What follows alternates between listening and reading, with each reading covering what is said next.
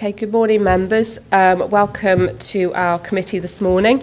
As you all know, it's live streaming, so if you can ensure that you put on the microphones when you're speaking. And we'll move straight into the agenda, so apologies for absence. I know I've had apologies from Councillor Kevin Williams. Sarah, have we had any? No other ones. Okay. Item 2, declarations of interest. Okay. And item 3, public open forum. Well, it doesn't look like we've got any public here, so nothing to raise.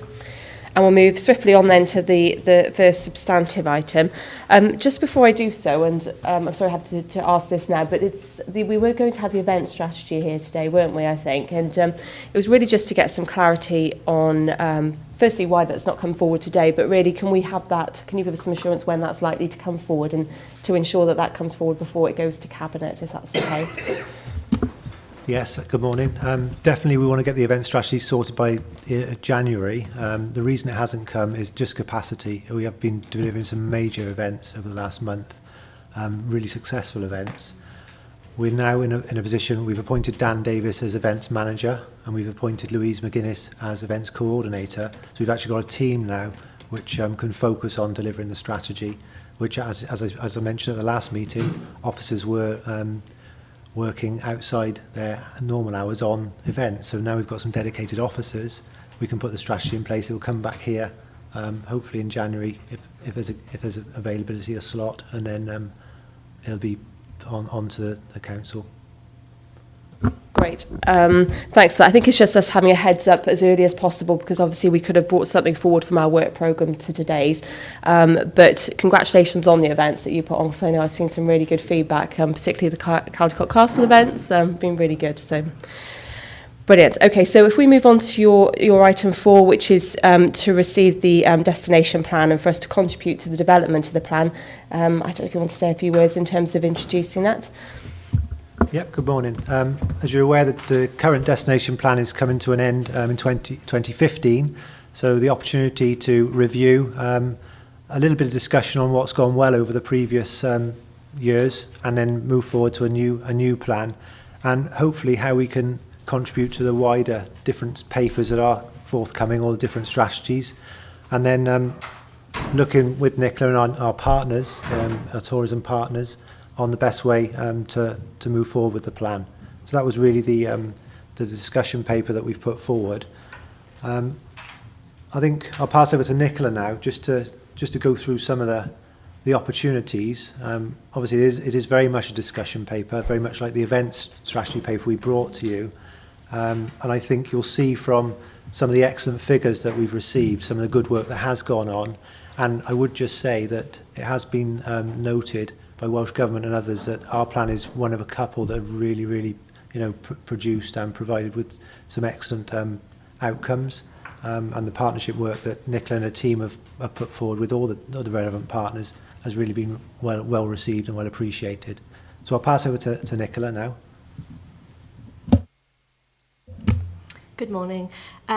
Obviously, you've had a chance to see the paper. It's quite a long paper, and I don't know how you want me to go through it. Do you just want me to highlight some of the... the first part is really an assessment of the current plan, what's been achieved and what hasn't, and some opportunities then identified for future tourism growth.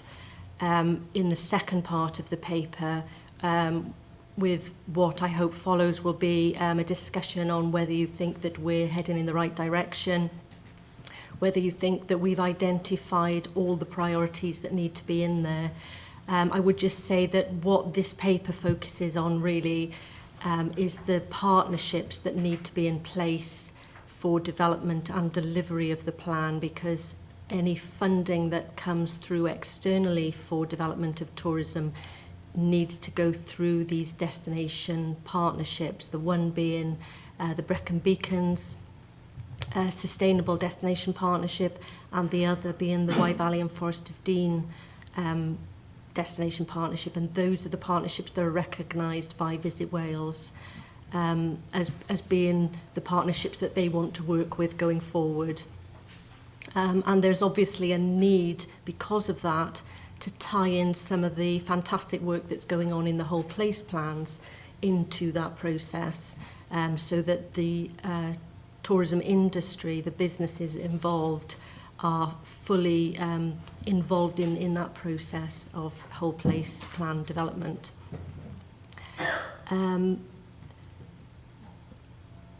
So did you want me to go through each of the objectives and talk a little bit about what's been achieved, or do you, through the current plan, or do you just want me to talk about the proposed revisions for the next plan period? Sorry, Councillor Prosser, did you have a suggestion? No, I think you should take us through the plan and identify the key areas as far as you're concerned, and we'll pass comment then. Yeah, I think what we'd quite like to do is possibly take it into two sections. So obviously to look at what's been achieved so far through the plan, the way you've set it out in the paper, and then have a larger discussion around, the opportunities and where we think the strategy should go moving forward. So yeah, if you want to just sort of flesh those out a bit more.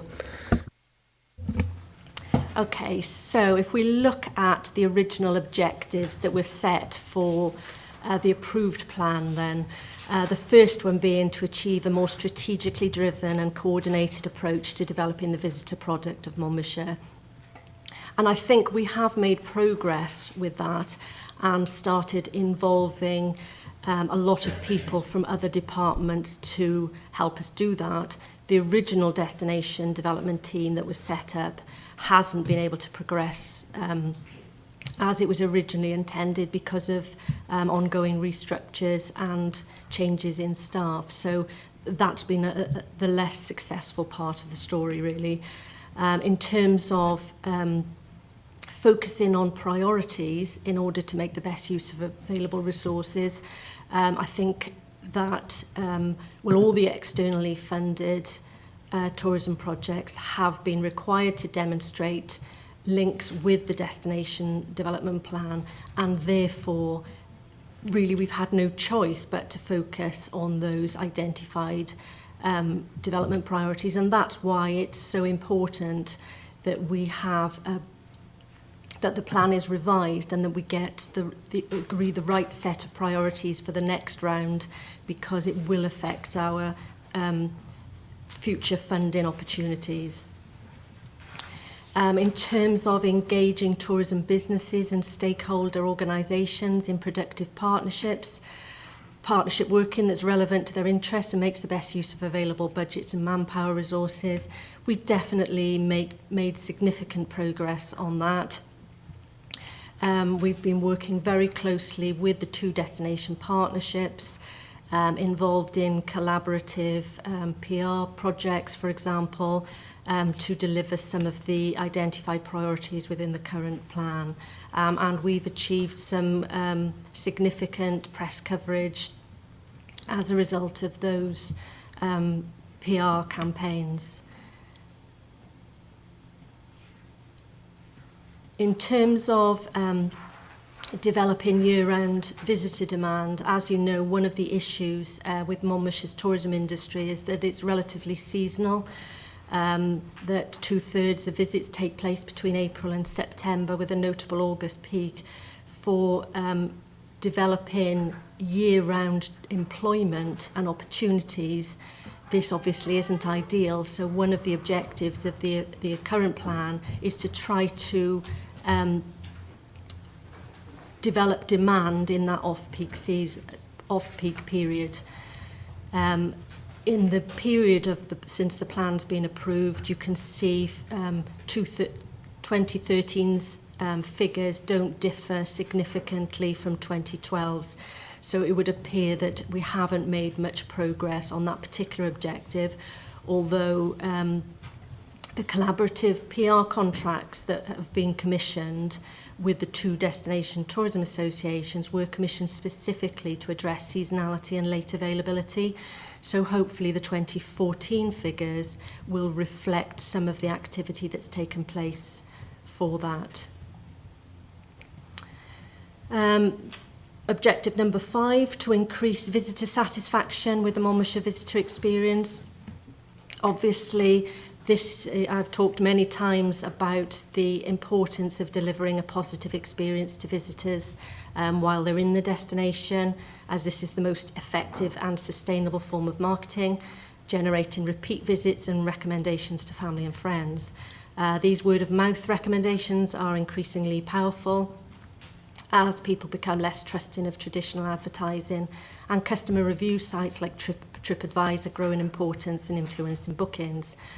The results of our survey show that in 2012 we had 93% of visitors who would recommend Monmouthshire to others. In 2013 this figure increased to 94%, so certainly it looks as if it's heading in the right direction, although obviously overall only a small increase. The results of the same survey show us what people like about Monmouthshire. And it's no surprise that primarily it's scenery and countryside, and attractions were the most enjoyable aspects of people's visits to Monmouthshire. Since these are also the biggest influences on people's decisions to visit, people are getting what they hoped from their visit.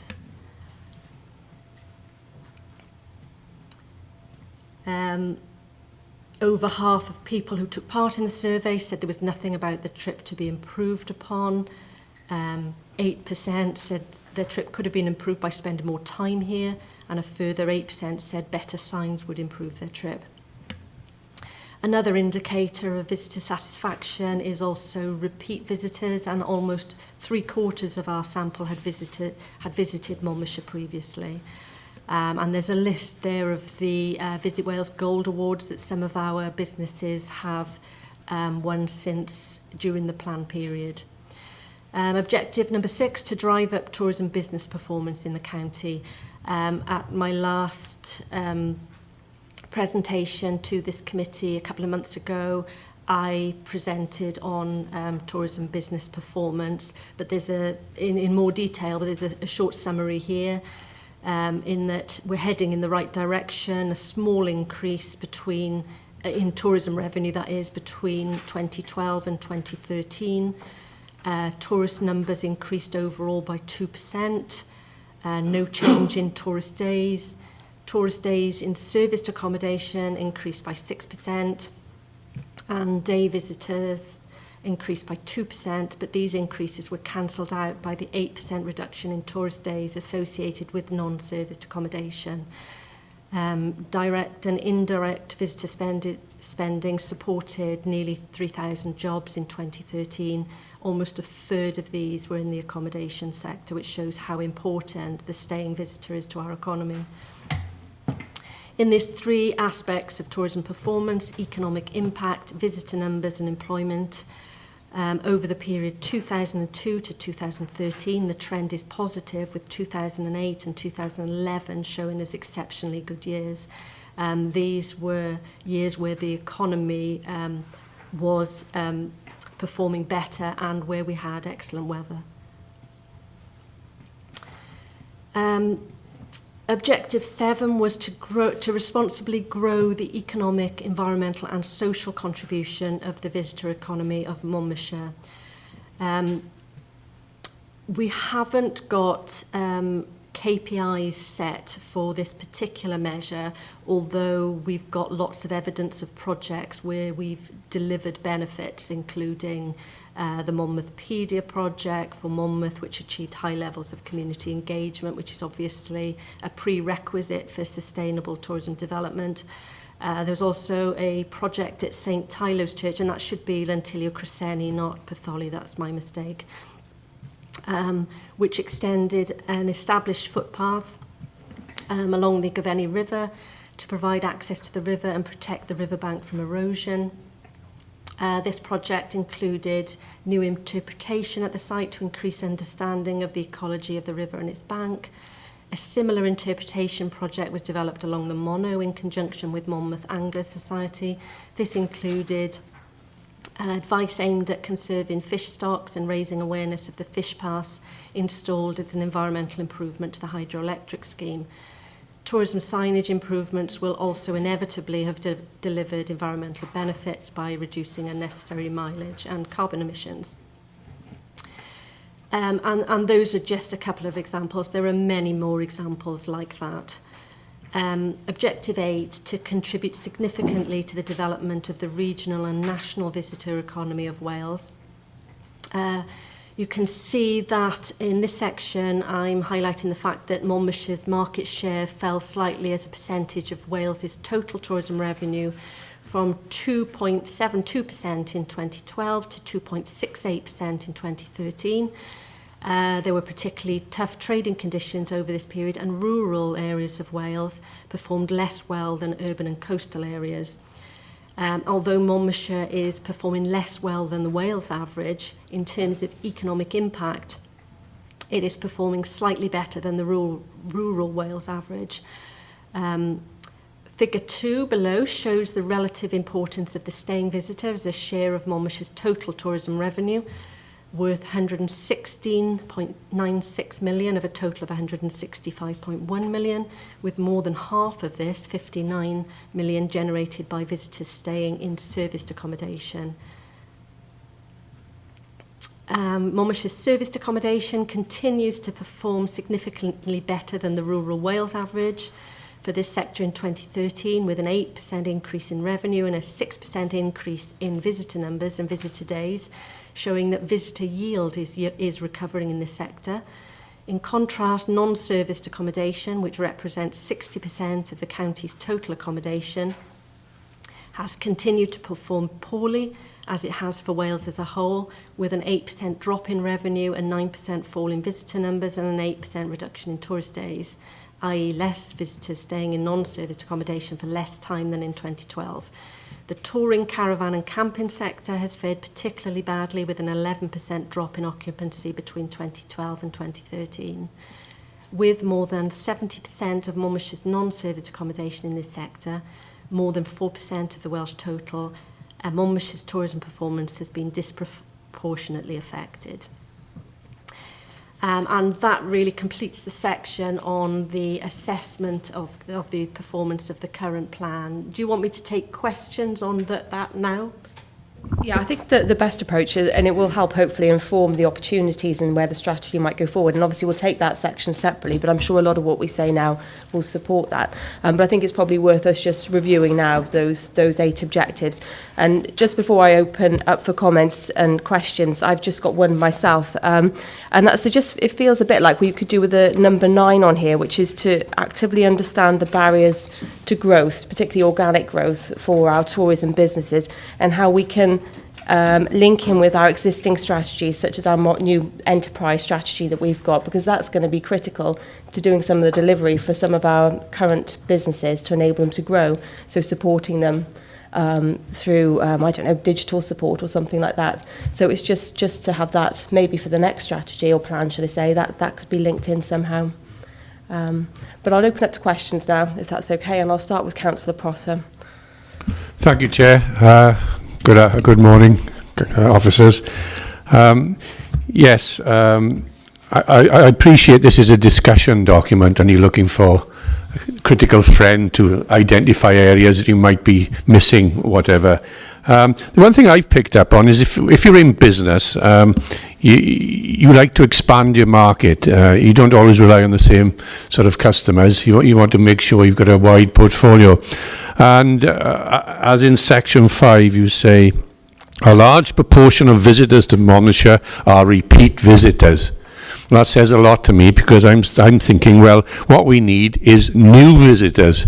We want the regulars to come back every time, but really we should be expanding with new visitors. And I think that's where the accent should be going. I've got some ideas in the second half that you're going to present, and I'll bring those to you then. But really, I think we're a little bit inward looking and saying, okay, yeah, let's make those who come every year, give them the best experience. Well, yeah, they know they're going to get a good experience, really, they wouldn't come back. And I think as a unit, we need to be thinking about the future. How do we grow? How do we get new markets? And as I said, I'll say a few bit about that in the next section. But it's basically new markets we need to follow, in my opinion.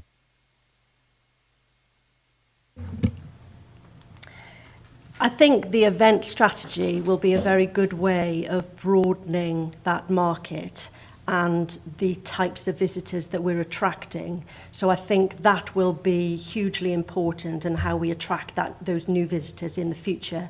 But I would also like to point that new visitors are the most expensive visitors to attract because they require huge marketing budgets, which we don't have.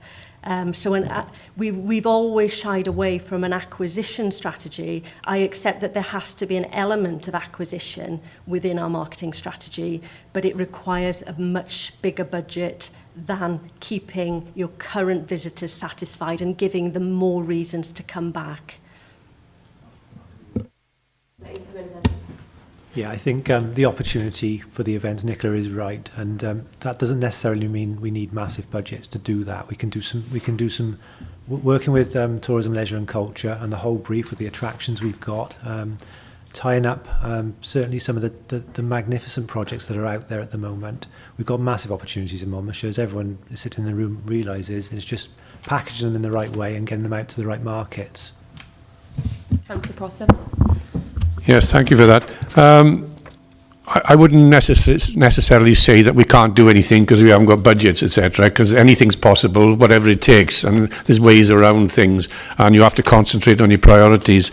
The other thing was, when you're measuring the performance, etc., and, you know, we see the graph of economic impact, and it's more or less the same as it was the time before. And we rely a lot on the STEAM figures, yeah? So I'm just curious, I know you do have individual figures. How do you measure performance in the county? For example, if I was in charge of that, I'd say, okay, how many visitors do we have to Caldecott Castle, to the Shire Hall, to the Tourist Information Centre in Abergavenny, to whatever, and on an annual basis be able to identify that we're actually increasing footfall. I know we do some of that, but I'd like you to clarify that for me. What's the extent of the analysis we do other than STEAM? I think it's important to say first that all the visitor figures that you're talking about for the individual attractions get fed into the STEAM model. So any increase in footfall at an individual attraction level will impact on the STEAM figures. The same goes for major events. So the fact that we had more major events this year, which attracted significant numbers of visitors, will be fed into the model. So all that stuff, all those figures do get fed into STEAM, but what I would say is the limitation of STEAM is that it is a supply side model rather than a demand side. So it is all the businesses and the attractions giving their figures. There are reasons why some businesses might not want to report their true figures because there are suspicions about where that data ends up. So in some respects, it could be argued that a demand side model is more accurate. The issue with a demand side model is that we don't have enough people coming to Monmouthshire who are prepared to give us that information to make it a reliable model. The local authority profile that I've shared a link to, which the Office for National Statistics have currently developed, for each local authority area in Wales relies on demand side data, so is fed by the International Passenger Survey, all of those bigger surveys. But the fact that there are so few in those surveys that relate to Monmouthshire, they have to aggregate the data over several years. So the information that we have through that, it's not exactly the same as STEAM. It does show the same trends, but it's aggregated over several years, so you can't see for an individual year what the difference is between the previous year and your current year. And the most recent data we have for that is 2012. So it's very difficult to get precise figures on value in tourism. Steam is an imperfect model for the reasons that I've just identified. Small numbers of businesses are prepared to give their data to it, and they're not necessarily always wanting to give 100% accurate data, but it's the best we've got in terms of measuring trend. I think it's a plus or minus 5% in terms of the actual figures for economic impact, in terms of reliability. But as I say, it does show trends, and it is, at the moment, the best model that we've got. Great. Councillor Wintle. Hang on, Chairman. Yes, reading through it, it's good reading insofar as, at least we've got an industry, because this seems to be the only major industry in Monmouthshire. And yet, I'm very concerned when I see item 5 there, to increase visitor satisfaction with the visitor experience, because it shows that scenery and countryside and attractions are the most enjoyable aspects of people's visits to Monmouthshire. And yet we seem to be going out of our way to, I wouldn't say destroy it, but put obstacles in its path. I refer now to PV farms. I haven't got a problem with PVs, but I think they should be, as a place for them. Like we're developing large sites in the major towns. Why aren't we insisting on PV panels on those roofs and not out in the countryside, which is bringing income and revenue to the rural population, which is the only revenue most of them are getting. And so, like I refer now to, there was an appeal site in Nvapley, which is in full view of Whitecastle, and offers a footpath, which is a tremendous tourist draw. And now they've got to have that, you can see PV panels wherever you go. You can't see our beautiful countryside. Monmouthshire gets a fair drop of rain, which is ideal for growing grass and other vegetation. So therefore it's going to be nice and green, and this is what people are coming for. So why destroy it? I think there's some departments in the council seem to be jumping on this bandwagon with PVs, and are talking of trying to bring more PV farms in, which will, well, I think basically will kill the goose that lays the golden egg, because one or two people will benefit from the revenue from PVs, which I can well understand, because farming is not the most productive from an economic point of view. But it seems we're selling ourselves short. Why are we allowing this to happen? I know that our PV policy, planning policy, is not robust enough. Otherwise, that application would not have gone through. So I think we need to put our representations to the this Welsh government and ask, what they want. Are they going to kill off Monmouthshire, or are they going to have a sensible attitude to PV panels? Where the ground is poor and there's not much viewing over it, yes, why not put panels there? But not in a scenic area, which most of Monmouthshire is. Thank you. I'll let Kelly come in if that's okay, because I know it's obviously crosses over into planning. Just to mention that the Llanfapley application was in... Oh, yep, okay. And just to mention, the Llanfapley one was in my ward, and I know our own planning committee did refuse it. And as you mentioned, it went to planning appeal, and there's a concern here about us making representations, I think, to Welsh Government as well, that they need to be mindful of the need for us to protect our beautiful landscape, which is key to our tourism offer. But I'll go up to Kelly now. Yeah, thank you, Chair. I think Councillor Wintle raises some really important and some valid points. And I think for me, the most important thing is to have an evidence base. And, you know, it's certainly something that I know in Cornwall, for example, they ask their tourists about, because obviously in Cornwall they've done lots with renewable energy. And I think as a committee, we you know, you have to be mindful that ecological and environmental tourism is a growth area as well. So I think, as with all things, you know, it's a fine balance, isn't it? We may not personally like the idea, but that doesn't mean it's something that really puts off tourists. And I think we need to ensure that we have an evidence base before we make any decisions in the future. I think, Councillor Wintle, if you are referring to the proposed solar farm that the council itself is looking at, that's obviously an issue we can talk about separately. But what I would say again, and obviously I have to bring back into play, is that obviously we have to generate, you know, huge revenue income in the future if we're going to sustain frontline services.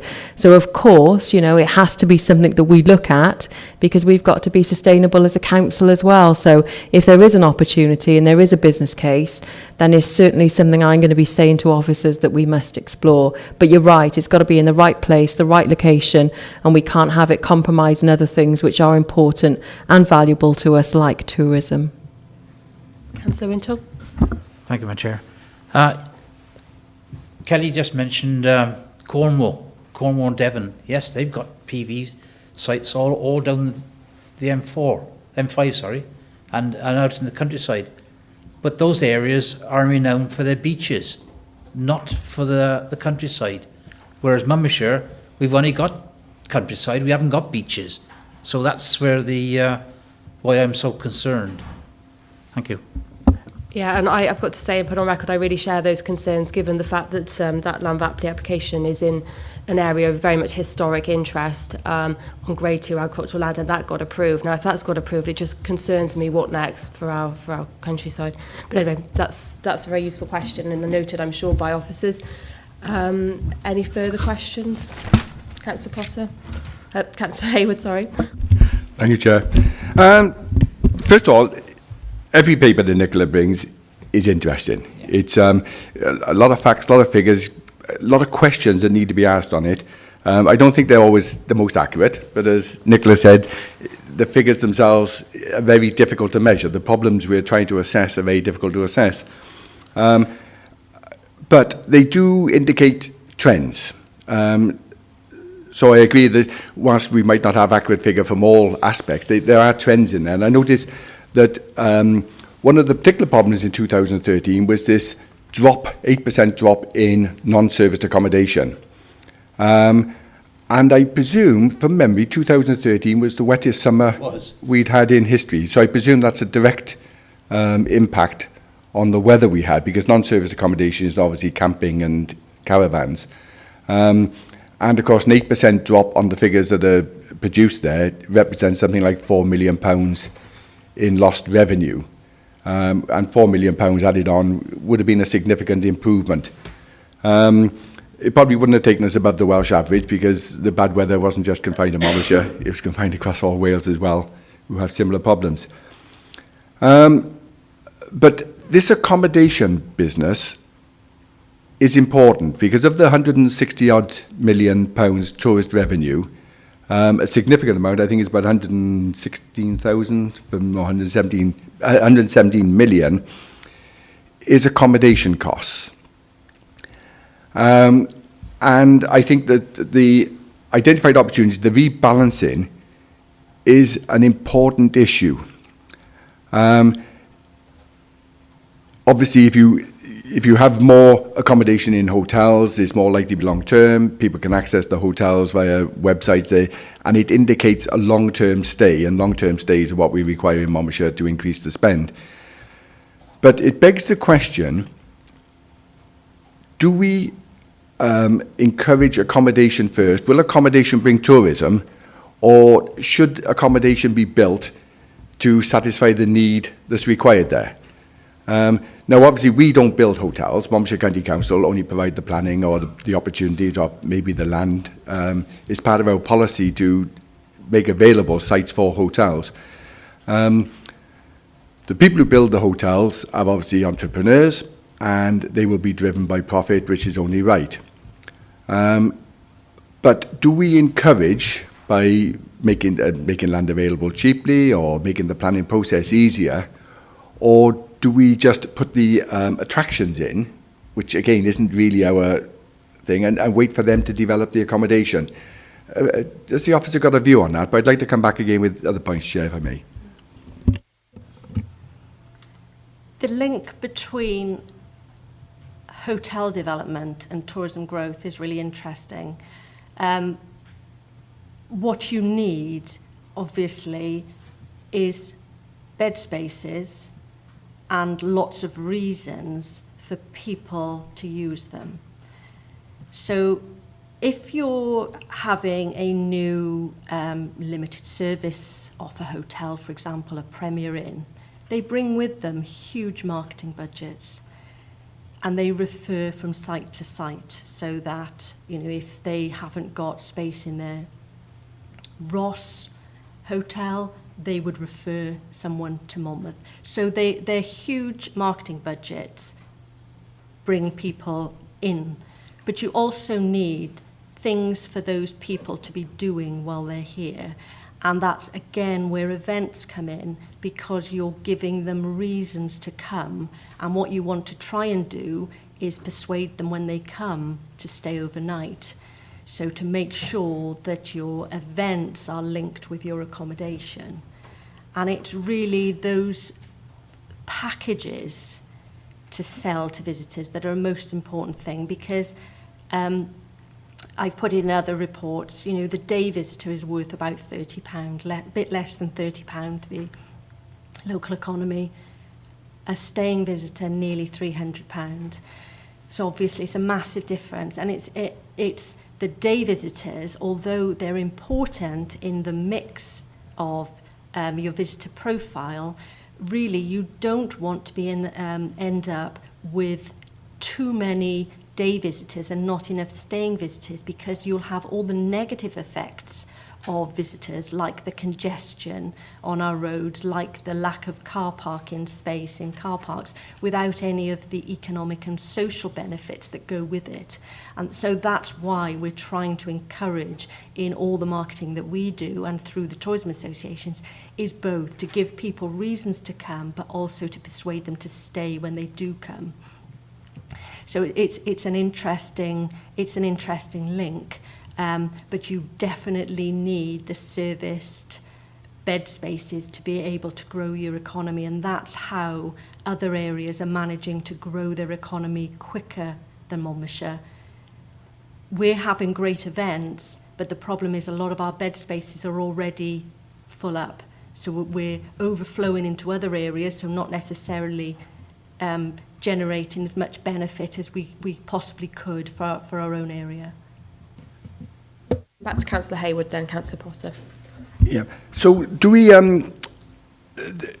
with the accommodation, the available bed space rather, it's not going to be homogeneous across the county. Do we have the figures from the hotels? Or do we know, for instance, say in Abergavenny, whether there's 70% occupancy rate, in Monmouth there's now 95% occupancy rate, down in Mega might be 35% occupancy rate. Do we have those figures that we can sort of plot on a map of Monmouthshire, where we know, where we can identify from that where the bed space is needed? Presumably, if all the hotels in the area are all at 90% occupancy rates, then there's need for further hotels there. But if hotels are struggling at 20-30% occupancy rates, then there's no point giving planning permission for another hotel next door. It means that both of them are going to fail. Do we have those figures available? Unfortunately, it's not as simple.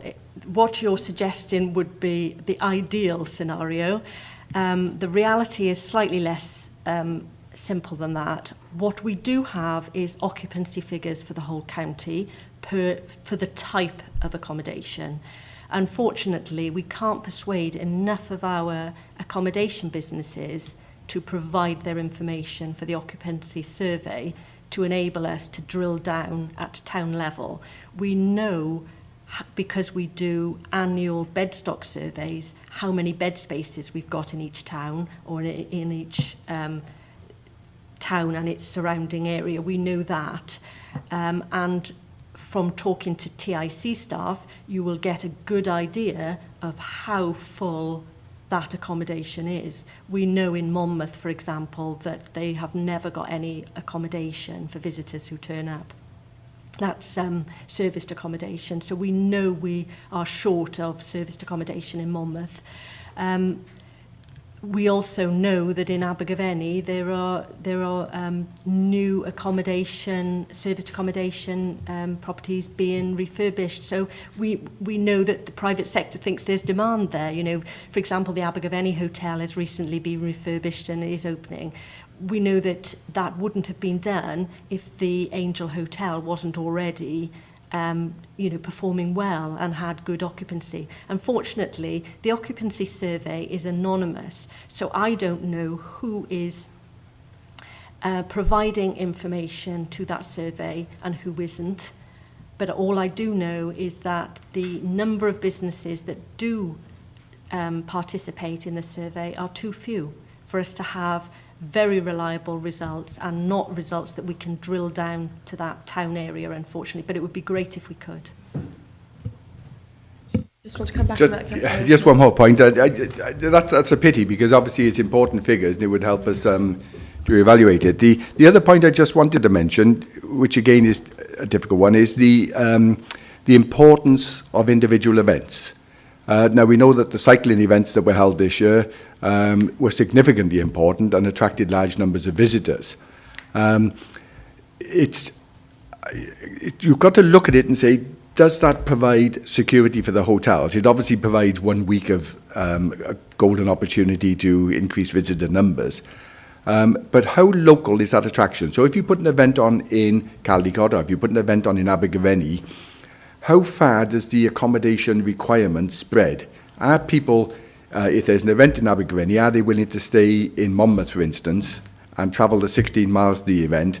Or do we find that if there's not accommodation in Abergavenny, then those people will be day visitors and will simply leave late at night and travel home?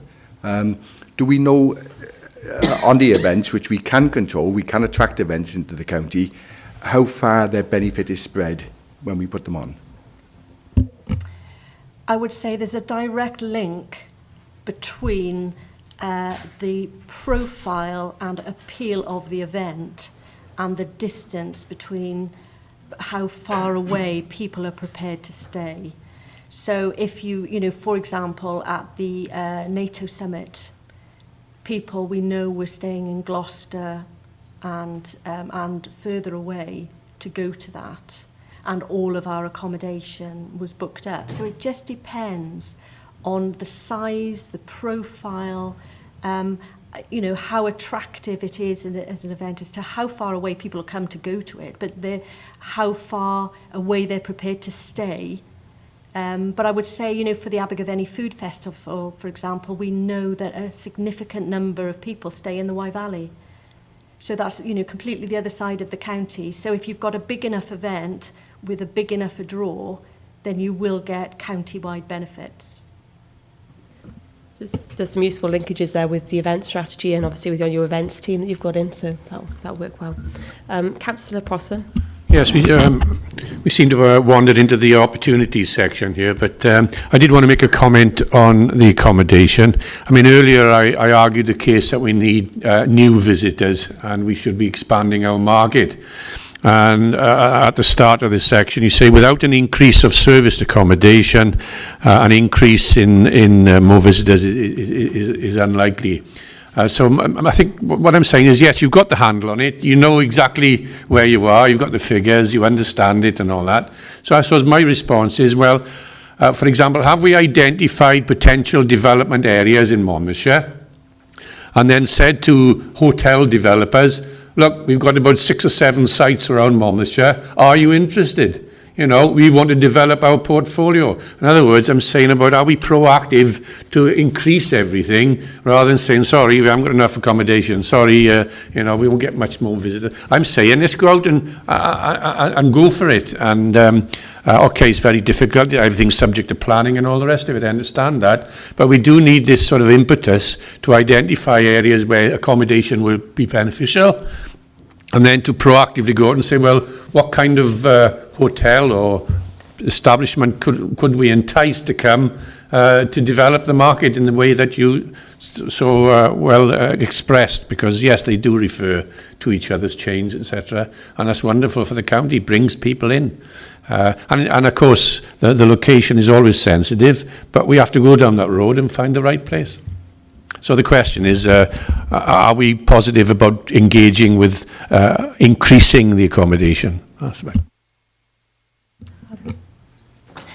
In the existing plan, there was an accommodation development programme in there. Under that, one of the key tasks was development of an accommodation development strategy, which has been completed. And within that, there are a number of recommendations, which include what you're suggesting, is to develop some sort of prospectus for developing hotels and serviced accommodation in Monmouthshire. Now, unfortunately, that was the part of the programme that was being led by Dave Bevan, who since left the authority, but we've still got the identified recommendations that need to be progressed, and I would suggest that it needs somebody at a more senior level than me to be actually progressing those recommendations, if that's something that you feel needs to be developed. Obviously, that is something that we will be looking at with the enterprise team. Monmouthshire is very much open for business, and we want to make sure that message gets everywhere. So, yeah, we'd certainly be implementing the plan that Nicola's put together and working with Kelly and the rest of enterprise and the whole council, making sure that message does get to the relevant individuals. Thank you. I've got Councillor Edwards, then I'll sum up if that's okay on that first section. I appreciate we have veered into the opportunities, but I think that's what's going to happen when we look at a review. We're going to start to input into the direction for future travel. So, but Councillor Edwards. Yeah, thank you, Chair. Actually, John stole my question, really. But the last time, Nicola, you were here, you made a particular point about development of hotels. And there was one to come in. Well, obviously, there's one yet to be built in Abergavenny, which we have given planning permission to, and there was one to be in Monmouth. But with Mr. Bevan gone, it's obviously of some importance that we have an overall plan for development. So, can I say to Mr. Saunders that the sooner it's implemented, the better. One of the things that I've listened to over the last 10 years is the shortage of bed space in my own town, if you like, of Abergavenny, but the county as a whole. And I think we ought to be moving this along a lot quicker than we are. Rising out of item, I think, objective 5, you did mention signage. I thought this signage problem was right to the forefront within the last 12 months, 18 months. Why is it your responsibility, or is it the responsibility of one of the other committees? In terms of tourism signage, we have undertaken a whole load of tourism signage improvements, both pedestrian and highway signage, under our RDP Welcome Monmouthshire project. And I think possibly there's been a time lag between the responses that we've had in our visitor survey and those improvements being put in place. It would be interesting to see what results we get from the 2014 survey from visitors, which will have been during the period when that improved signage has been in place. But in terms of whose responsibility it is, we have in the past been able to access external funding to install visitor signage. As you can imagine, as soon as you put one sign up, the world changes and it's wrong again. So it's an ongoing issue. Unfortunately, once the Welcome Monmouthshire project comes to an end at the end of December this year, we don't have any more funding for highway signage, so it would be up to individual businesses and attractions then, or towns, to put in their own signage. Yeah, Chair, in our pre-meet, we were talking about castles, how important that is to Monmouthshire, or should be important. What are we doing to promote, that aspect of the county's history? Is there a definite policy? And if there isn't, will there be one? I think it's a great question. without doubt, the review of cultural services that's ongoing at the moment will bring out some opportunities to make sure that the castles and all our heritage is put in a place that's maybe a little bit more sustainable as it is now. We've obviously got to move forward with the financial burdens we're facing as a council. We've got to look at different models of delivery. However, that being said, the castles and all our rich heritage has got to be protected. So I think that review will put out a lot of different opportunities for us, and also make sure that the castles are at the forefront of, you know, our tourism and our marketing policies. Fine. One of the policies of the county has been to get a whole list of ambassadors or volunteers, call it what you like. And I'm noticing, you know, in Abergavenny, there is a history society which is extremely active with, and I'm sure this is an avenue that possibly the county could go down, or your department could go down, that good contact with the History Society. There's some 400 members in the History Society in Abergavenny. It's huge. And I would have thought that if you want to extend their interest in local affairs, not only local, I think county affairs, in fairness, it's just not Abergavenny, they're interested in the whole of the county. And I would have thought you could tap into this sort of resource. I'm not sure about the other towns, whether there's a Monmouth History Society, there is.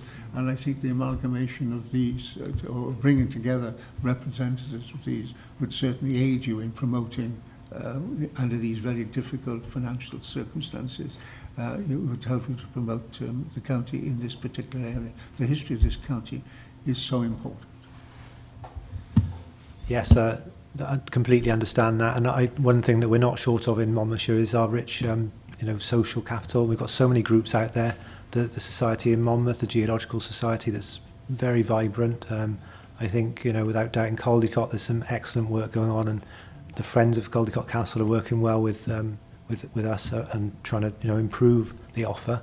And I think you're right about making sure we are aligning ourselves into those societies that can give us so much more than what we can offer. So appreciate those comments.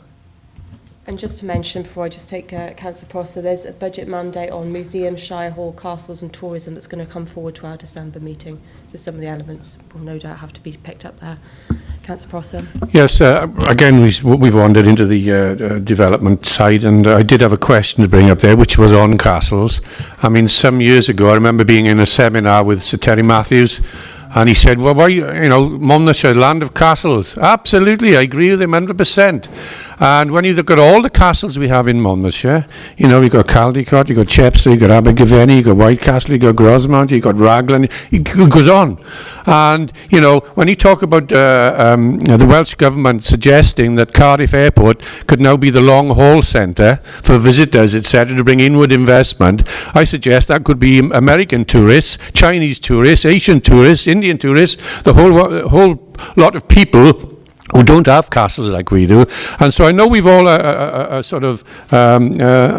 all know we've got castles, but I don't see anywhere an identity that, look, Monmouthshire, land of castles, you've got to come here, you've got to have the experience. And I don't see that coming across in the media as such. And I know that we're all working hard on these different areas, but as a critical friend, I would suggest we could bring that up the agenda. It's a handle you can use to big effect to get additional visitors, not the repeat ones, the additional ones, the Monmouthshire, land of castles, and put together the experience, a guided to it. And I'm pleased to see that you've got a lot of group travel and trade development people coming to the area in the near future, where you've got over 40 travel organisers coming. That's excellent news, and that's the sort of message we want to put to them then, I suggest. The other thing that I forgot to put in that report is we've actually got a group buyer event going on in the first week of February. So we've got a whole load more group travel organisers and travel trade operators coming in. So that's for a big event to South East Wales, as I say, at the beginning of February. But I accept what you're saying about castles. We certainly do give them a good profile. Perhaps it's not as high as it could be, and I think part of the problem in the past is that all of our castles are operated by different organisations, and we need to work much more closely together to sell it as a Castles product. You know, we've got CADU, we've got National Trust, we've got Monmouthshire County Council. There are a whole range of different organisations, and I think you're right that we do need to work much more closely with all of those and give much more profile within the marketing to our Castles product. And I do accept that it's very attractive to our overseas visitors, and compared with other areas of Wales, we do, apart from the capital city, we do receive proportionately more overseas visitors than other areas. Okay, yeah, I think we've really veered now into the second section, but if you don't mind, I just wanted to ask a question myself, just briefly, or make a suggestion really. You highlight the companies that have won Visit Wales Gold Awards.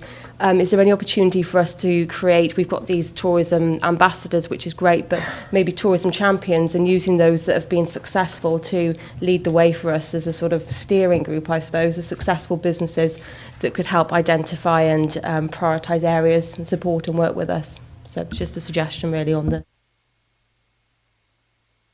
If you wouldn't mind just then briefly taking us through your identified opportunities, but if we could keep that quite brief, if that's okay, and then we'll just so much we want to discuss. Yes, I will try to keep it brief. We've talked about many of them. The need to rebalance Monmouthshire's accommodation profile. We've already discussed that at length, and increase the amount of serviced accommodation we've got. In terms of the town and village experience development plans, we need to make sure that the visitors' needs are brought more to the fore when we're developing our whole place plans, and that perhaps the whole place plan process can include some of our tourism businesses to ensure that the aspirations for tourism development in those towns is market focused. In terms of walking and cycling product development, we, as you know, have developed a walking product development strategy to ensure, which included, I suppose, an audit of all our walking routes and an attempt to match product with markets. And I suggest that we need to go through the same sort of process with our cycling product to make sure that that we've got an eye on developing routes that suit particular markets, and that we continue to deliver a consistent, safe and positive cycling experience to visitors. The other thing that we've achieved through the walking product development strategy is the development of an online resource to help community groups and volunteers who want to be involved in the promotion and development of routes, to make sure that we give them the resources they need to help them do that. And that's been incredibly successful in terms of, just how these routes are promoted to visitors, how they're branded, perhaps making sure that where possible we can get that Monmouthshire branding onto those individual cycling routes or walking routes, and to make sure that there is an inspection maintenance process on the ground to ensure that walking routes, for example, are not just being promoted, but they're passable and they exist on the ground in a good condition to deliver a good experience. And we need to do the same with cycling. In terms of food, tourism, product development, this has obviously been our strongest area of competitive advantage, or rather it's what others consider Monmouthshire's strongest area of competitive advantage, not necessarily what our own towns and villages would want it to be. And I've identified a number of awards that have been won, again, by our local restaurants and eating establishments. The Abergavenny Food Festival this year attracted an estimated 45,000 visitors over the course of the weekend. These visitors do typically stay. They have a high percentage of visitors who come to this particular event who stay overnight.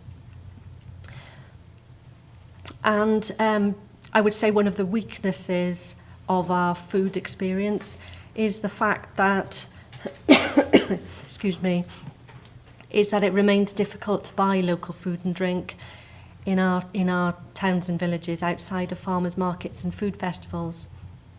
That we don't have a specific outlet to access some of these wonderful artisan food and drink products. And the fact that the interpretation of our rich food producing landscape is patchy, that we don't necessarily make the most of that. That is something that really is special about this area. You know, we've got market towns.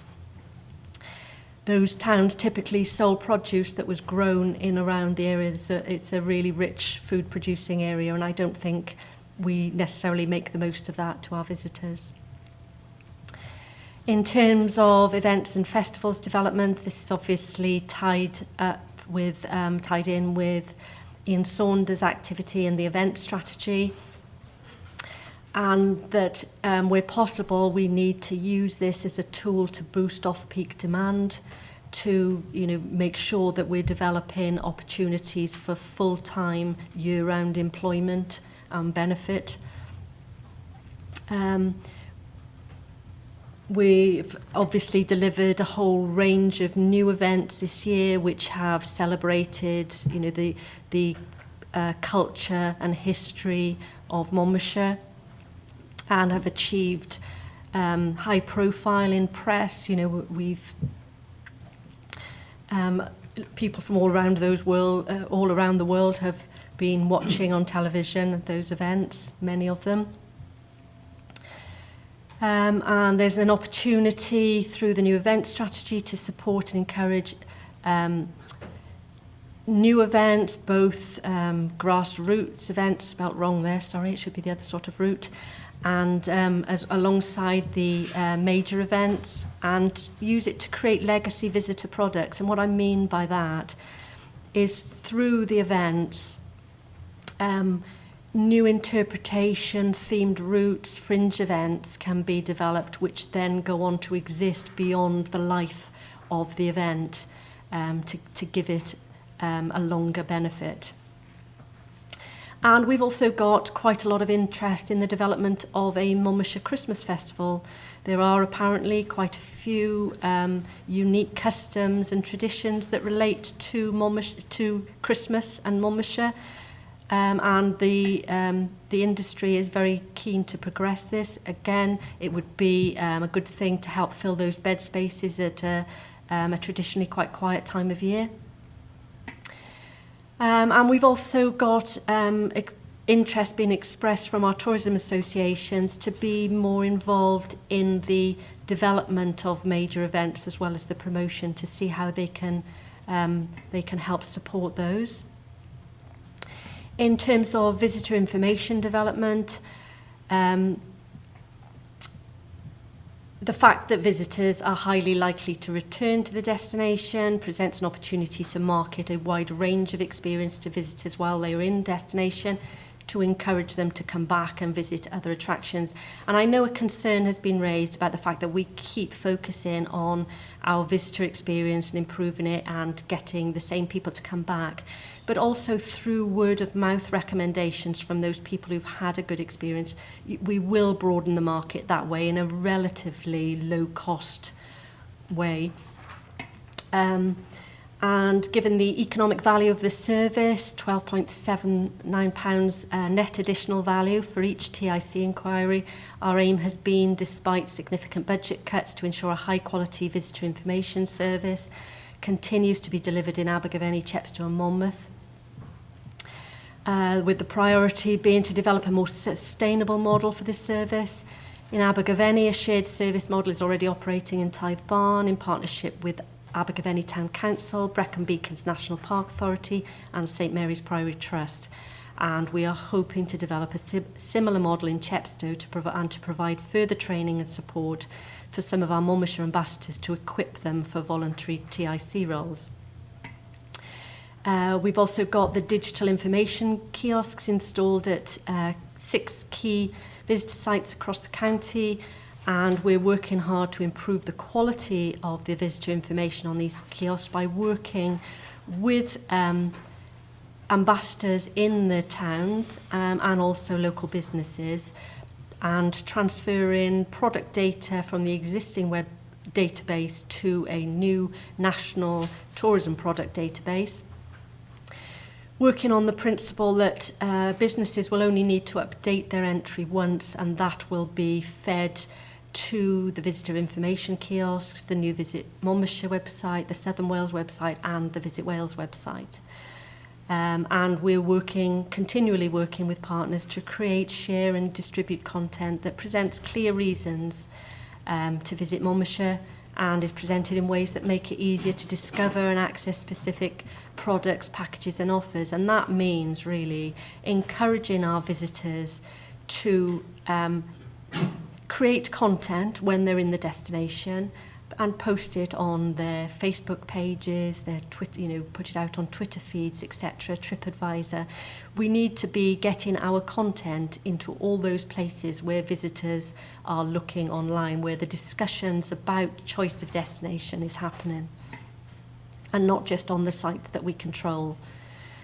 I've also included our Monmouthshire Ambassador programme under visitor information, although it fits in several areas really.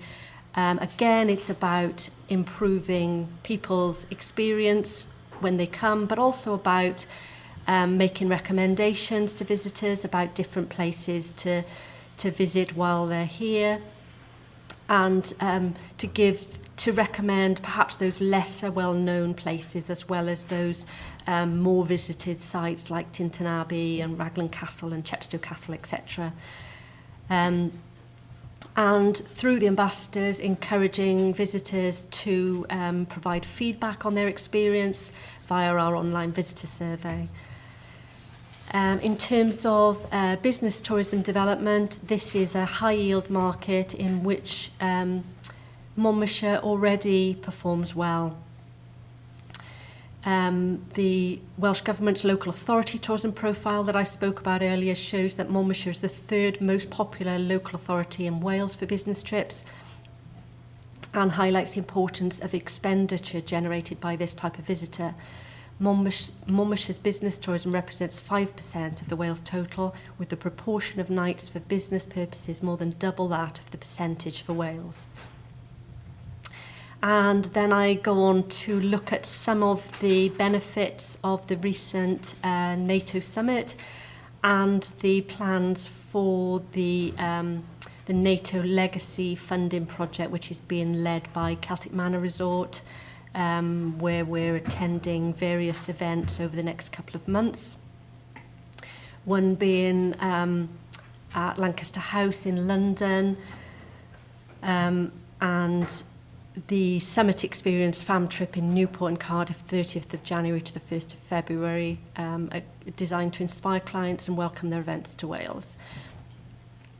As I said, it's a particularly high-yield market in which Monmouthshire already performs well, has significant opportunities for generating additional leisure visitor spend as people then come back on a leisure visit once they visited for business purposes.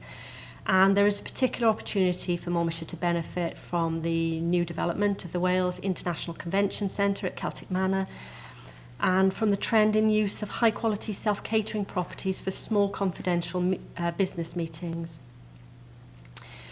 The penultimate priority that I've identified is group travel and travel trade development, which we talked a little about already, and about the a group of 20 to 40 group travel organisers coming from all over the south of England, and that's in April, and we've managed to get a couple of our attractions onto that itinerary.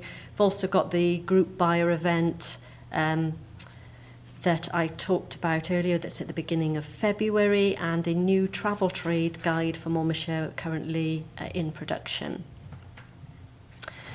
And the final one, business support and skills. Obviously, we need to ensure that our industry is well trained and knowledgeable, and that they have the right skills and knowledge to deliver a very good visitor experience and to help us deliver the priorities identified in our plan. And I've put a couple of discussion points for select, but obviously, I've just tried to imagine what you might wish to talk about, but obviously you're welcome to ask any questions. Just asking whether the priorities that I've identified for development reflect those of members of Select Committee. If not, which additional priorities would you wish to see us consult upon? Really asking whether you think enough priority has been given to events, and whether you think we've identified the relevant links between this plan and the new event strategy, and when you want me or someone else to come back and update you on progress of the revised plan. That's brilliant, thank you, Nicola. And there's lots of food for thought here. I'm sure we could spend a good full day looking at just this this document. But we'll start with questions from members then. So, Councillor Prosser. Yes, thank you. First of all, lots of positives that you've brought up today, which, I think we're all proud of Monmouthshire and all the accolades that come into the county with all the businesses and stars and awards, and I think we should be very proud of that as a county. On to another topic. I remember many years ago when I was fit, riding down the Camel Way in the West Country on a tandem of all things. And then recently I was at the Tower of London and I saw there were bikes for rent near the tower. And with the advent of Cycling Monmouthshire, which has come up, and the fact that we put in lots of cycleways and signage and posts, etc., I reflect on a comment made to me by a visitor to Abergavenny this summer, in discussion, as you do, and they said, why can't I hire a bike in Abergavenny, is the question they said to me. And I thought to myself, why can't I hire a bike in Abergavenny? Okay, there may be different shops that might give them a bike or whatever, but what I'm saying is a business. I know there's one in Blaenavon, potentially.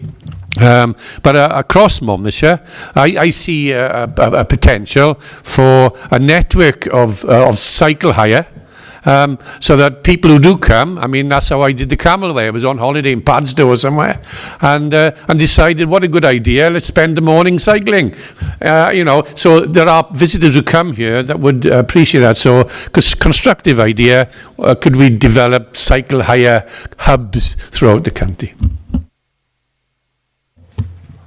Yes, I too have done the Camel Trail, and I appreciate how wonderful that is, and how it shows off not just Padstow, but Weybridge and all the other areas around there. And it certainly does link the businesses and the town, because I stopped off in the neighbouring town and something to eat, and it does generate income and boost the economy. So yes, definitely that is things that we need to explore. Certainly in Abergavenny, there's an opportunity, and I think in Monmouth town too. And right through Monmouth, Monmouthshire, there's different opportunities. So yes, totally take that point on board, and something we will be looking at. Sorry, Councillor Edwards. Thanks, Chairman. I want to go first to page, we can read it, page 8, which is the list of the various national restaurant awards, etc., and that type of thing. Do we have a local list of restaurants, and are they graded in any shape or form? Is something like that available at the TIC? The question I've asked is why not a local 5-star list?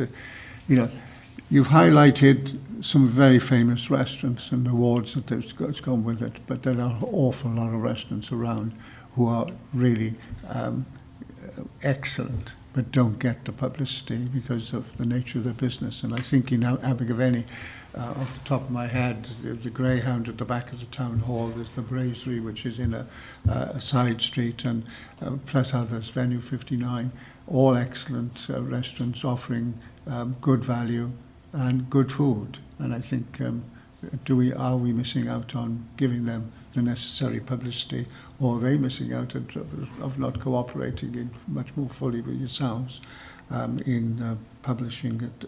This is one reason why you come to Abergavenny, and I'm quite sure Monmouth. I was in Monmouth the other week, and it was a beautiful sunny day, and it was warm enough even in November to sit outside.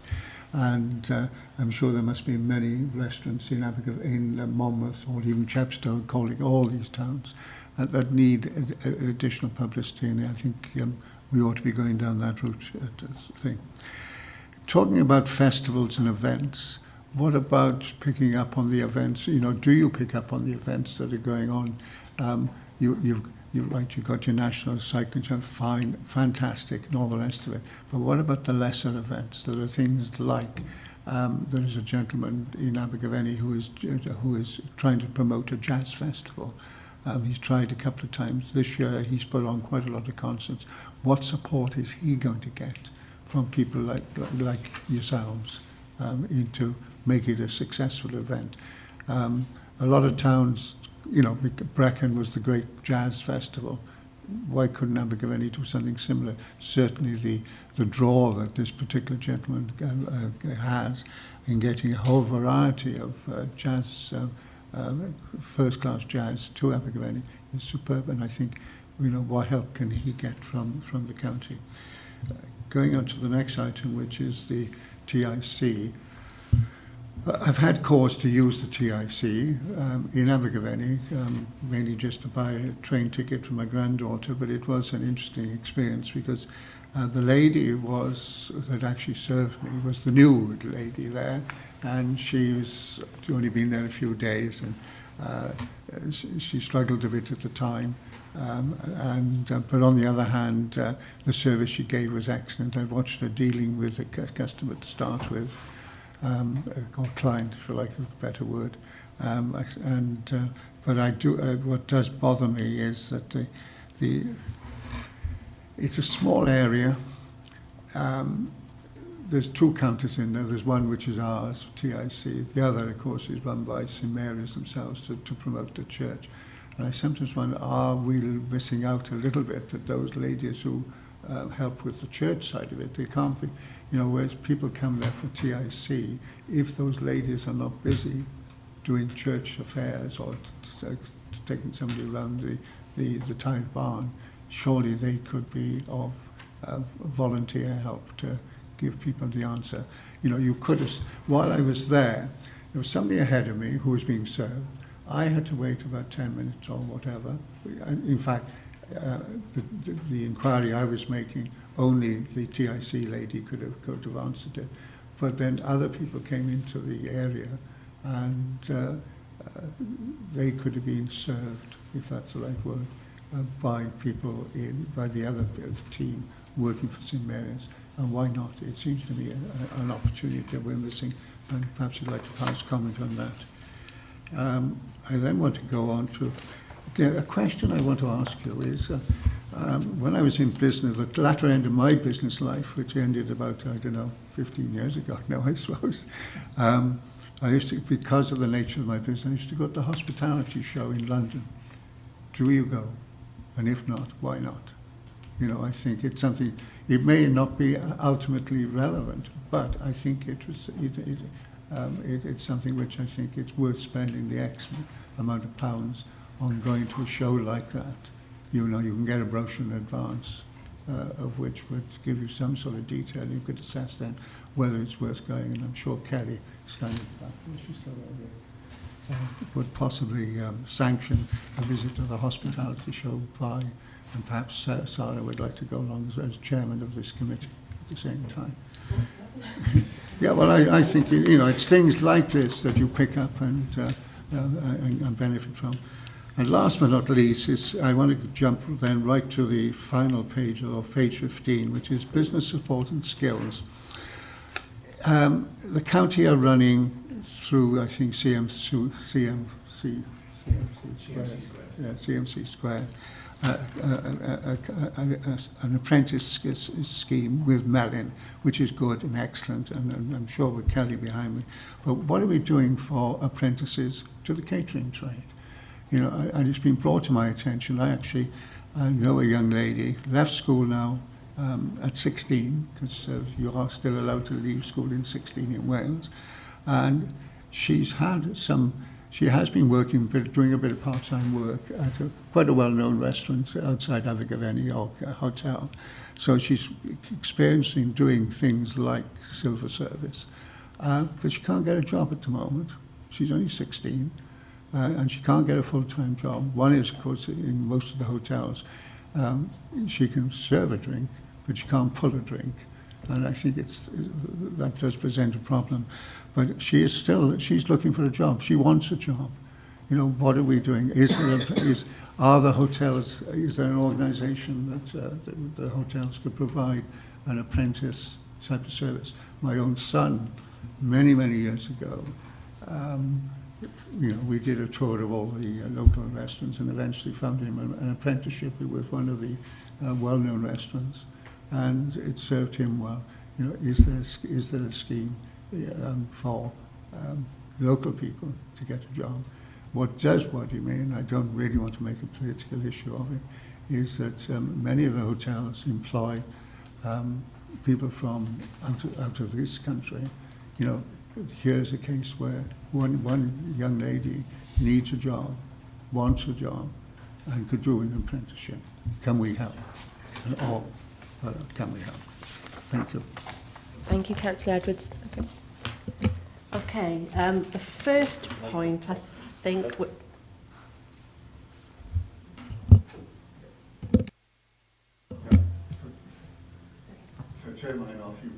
Okay. The first point was about the promotion of the restaurants. The list that I've included here aren't the only restaurants that we promote. I've just included them here as being a list of the restaurants that have won awards for quality in this plan period. So on our website, we promote all the restaurants who have an entry, who would like to have an entry on there, not just those who've won the awards. And the same for events. So all events, you were asking what support was available. Currently, without including anything that Ian might be including within his new event strategy on top of that, currently any event can be promoted on our website, and if they have an entry on the website, as I was explaining, it will also go through to Visit Wales, it will also go through to the visitor information kiosks and through to the Southern Wales website. All that at the moment is free, and that all event organisers can make use of that opportunity. As long as people tell us what they're doing with enough notice, we can also promote those events through our PR contracts that we have in place for the Wye Valley and Forest of Dean and through Brecon Beacons. So we can be talking about those events through and getting those stories out into the media. Now, obviously, the media will decide which stories they pick up on. You can feed them information, but they won't necessarily pick up on it unless it's something of interest to them at that particular moment. So there are already various opportunities. In terms of St Mary's Priory staff and the TIC in Abergavenny, many of those staff, the volunteers there, sorry, not the staff, have undertaken the ambassador training, and we're about to deliver some further TIC training. So I'm hoping that some of those staff will go on that training. And I think you're right that it would be good, if possible, if we can use those volunteers to be delivering visitor information as well. That's certainly our intention, and we'll be working towards that. Excuse me. In terms of the hospitality show, we don't attend that one. We do attend shows that specifically target the markets that we have identified as priorities. So, for example, that's why we attended the meeting show at Olympia and Venue Expo in Manchester, and you know that we're attending exhibitions part of the NATO Legacy project.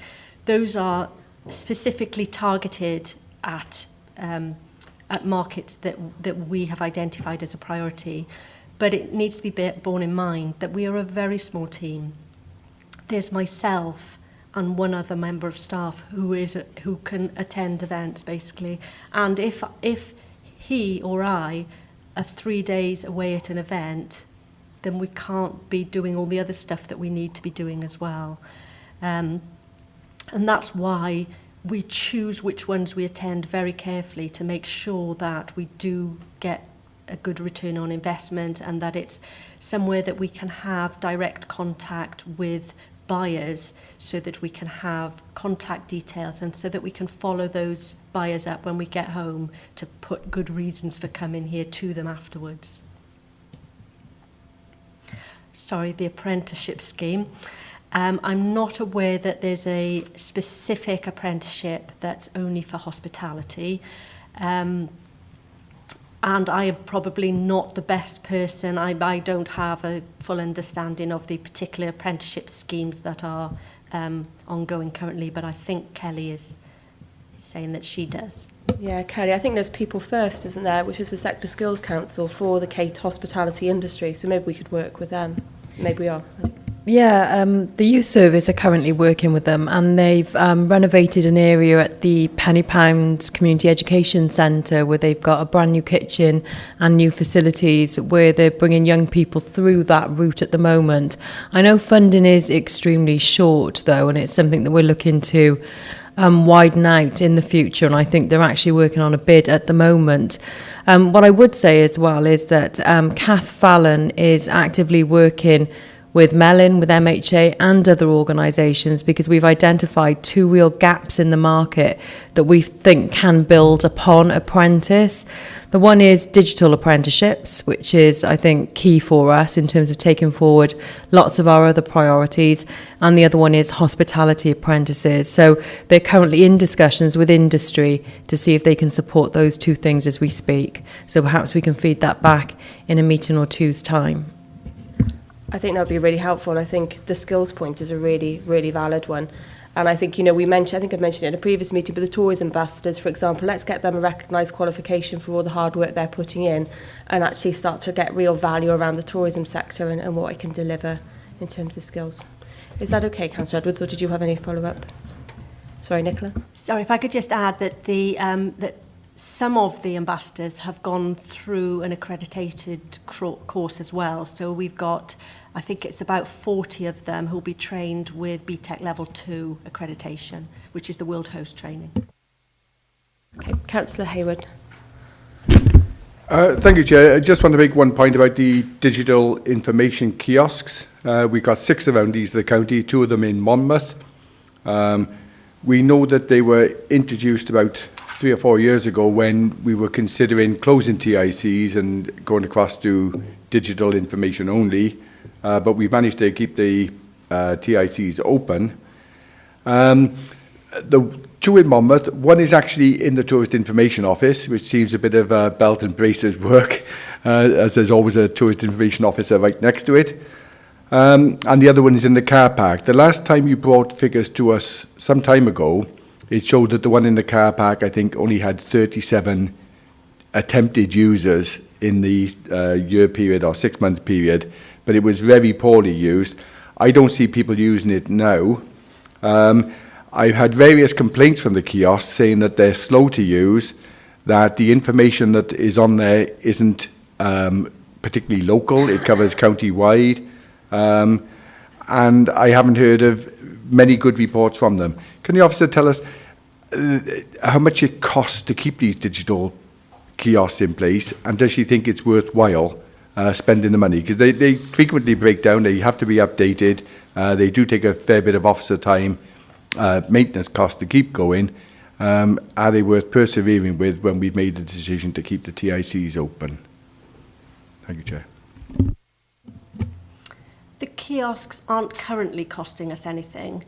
They were purchased almost 3 years ago with RDP funding as a pilot project.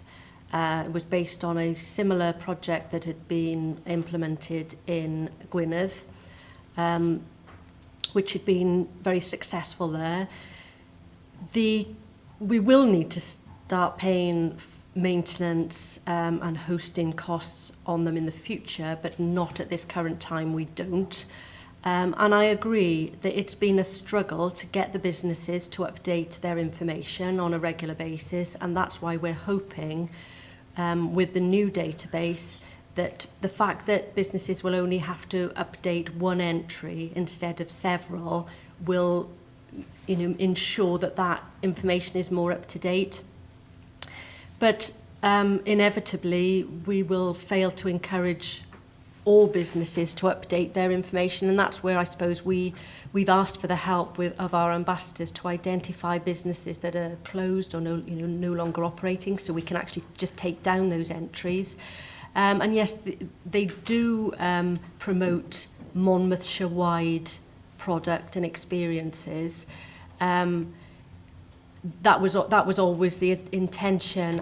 There is a functionality on there to show accommodation within a 5-mile radius, but the problem for Monmouth is that it doesn't have much accommodation within a 5-mile radius, so a lot of what shows is actually from over the border in England because of the shortage of accommodation in Monmouth.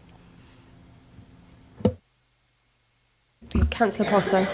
Yes, on that same topic, the one in Abergavenny, I think if you stood across the road and looked at it, you'd think it was an advertising board.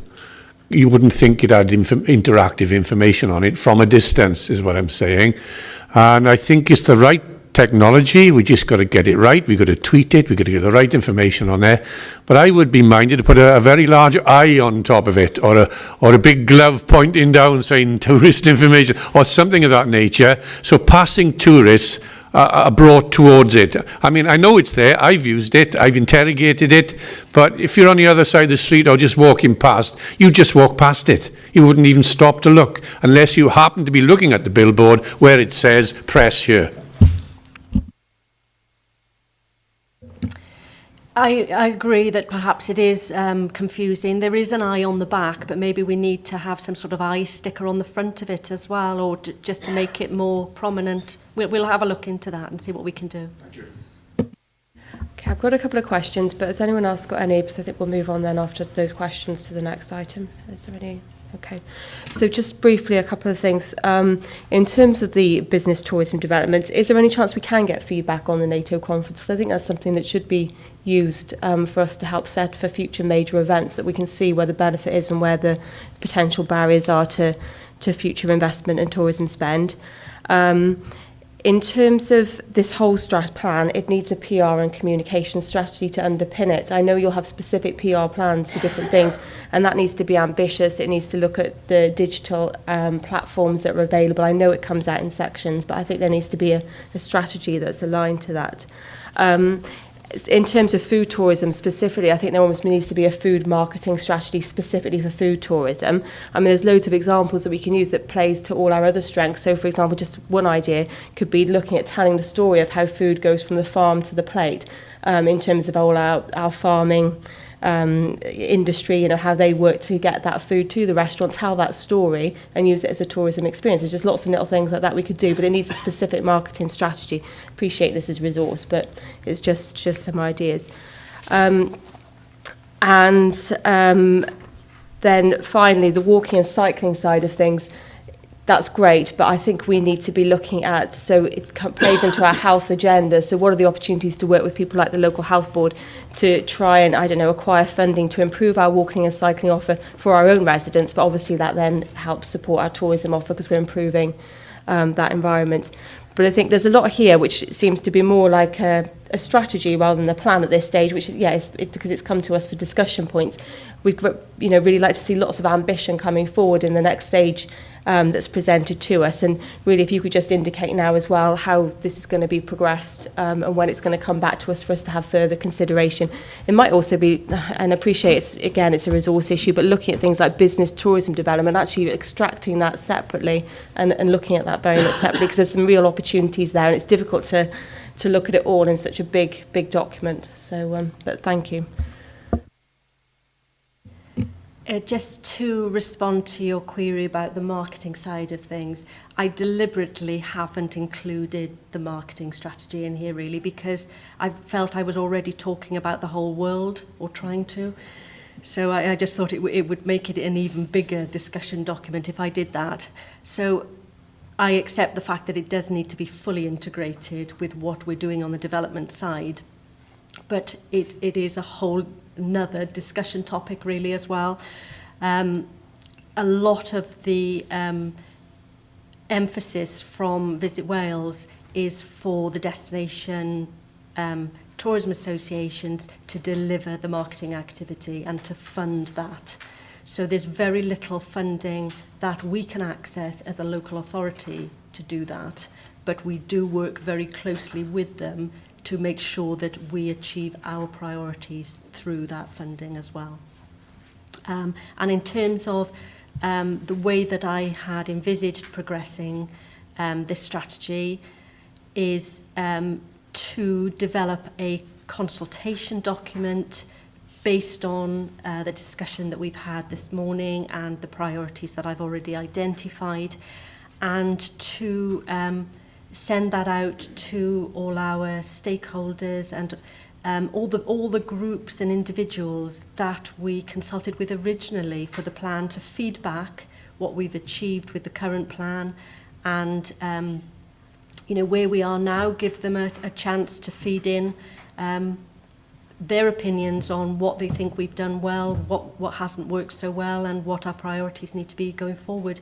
I would suggest that the next stage, perhaps, that I come back is when we've got the feedback from our stakeholders and have collated that. Yeah, that'd be really useful. It sounds like a good model. I was in Strong Communities the other day, and there was we were talking about the recycling strategy and the way they've gone out and engaged with stakeholders. And that was a really good model that was demonstrated there. But it sounds like this has got a similar kind of approach, and I think we'd really value seeing the feedback from those stakeholder consultations, and possibly us getting in some businesses to actually ask them us directly questions about the support and where they see the tourism direction going. So. Is that okay with everyone? So we'll finish that item if that's okay. All right, well, thank you both very much. It's really helpful, and look forward to seeing the next stage of this. Okay. Pardon? I think this is a good idea. We could have Prosser's pedals, like...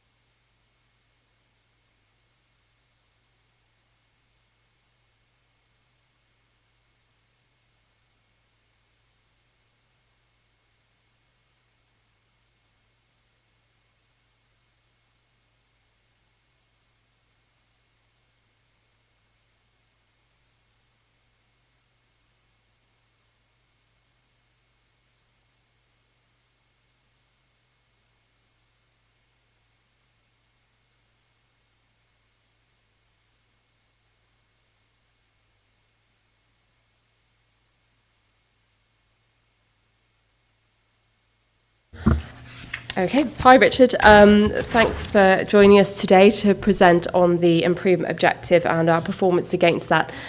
We'd be really grateful for an introduction from yourself and just to take us through the paper, and then obviously we'll come in with questions afterwards.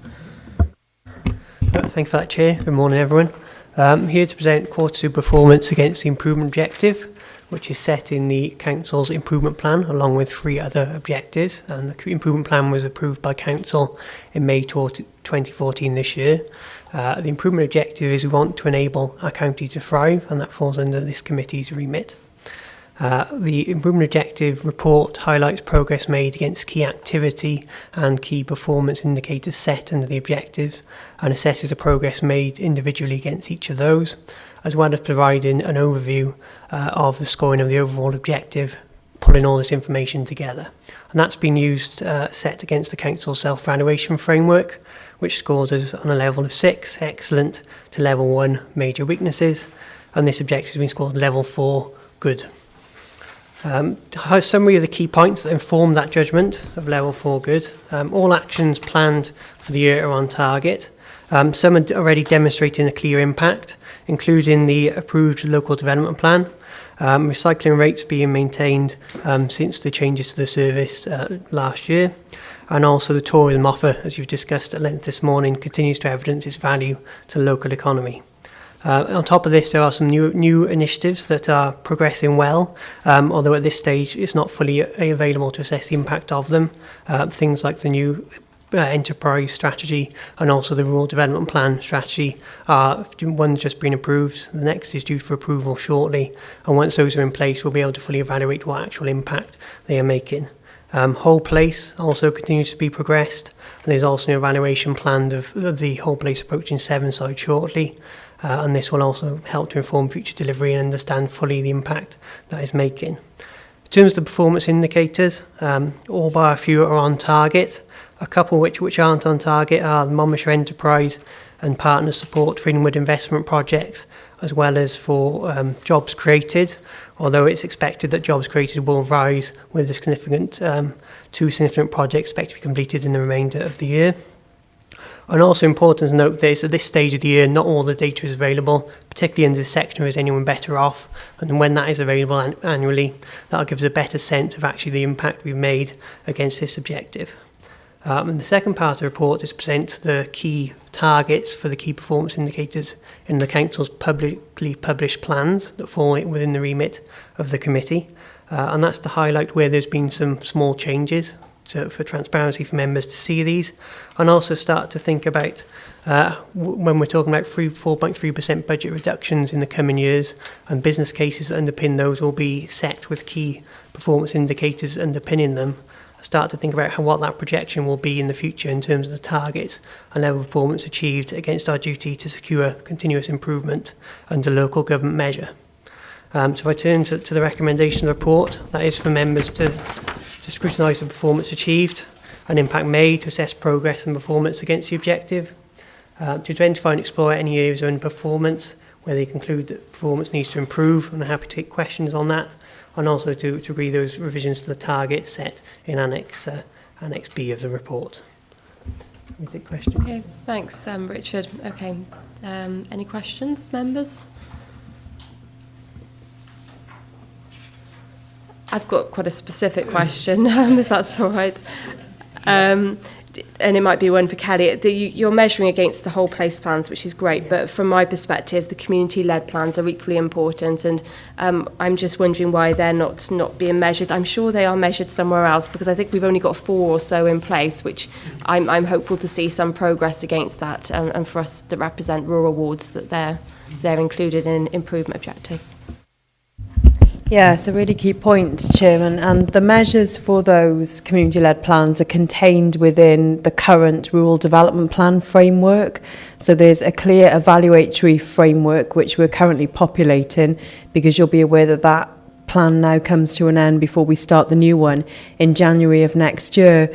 So there are some clear outcomes, and it may be worth this committee actually exploring some of those further when that plan does come to an end, because what we're trying to do now is to understand how we can incorporate that community-led planning process for our rural places, our villages, our hamlets into the Whole Place framework.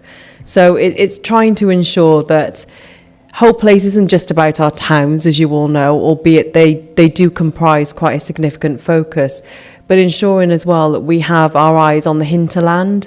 So whilst we do the Whole Place evaluation at the moment, which is just about to be signed off, and I'm looking to bring through Cabinet in January, we will have a specific recommendation to incorporate community-led planning into that wider framework.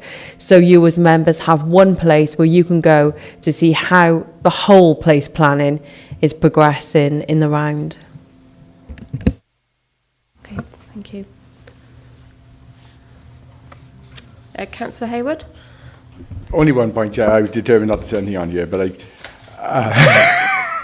Richard knows he can't come to a meeting without me saying something.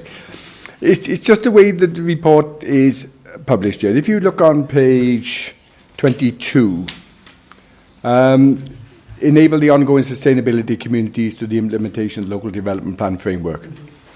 I don't really have a problem with the information that's provided on there, but it's the way it's presented. Some is presented in percentages, some is presented in numbers. So you've got a statement there, what difference has it been made?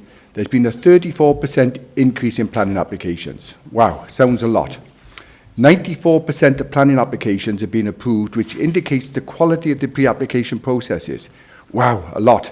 Then you look on the left-hand side, pre-planning advice has been provided in 10 applications. It's not a percentage, it's a number there, and it's very small. Pre-planning advice on 10 isn't much, which makes the percentage numbers a bit ridiculous. When you're looking at 94%, it doesn't make sense. So again, you've mixed up absolute numbers and percentages, and it makes the sense of the report not really understandable, which, as you know, has been my complaint over the past 7 years. So it's just an observation, really. As we've discussed before, it's something we'll definitely take on board. We try to make the information as accessible as possible, and sometimes including lots of numbers doesn't make it fully accessible.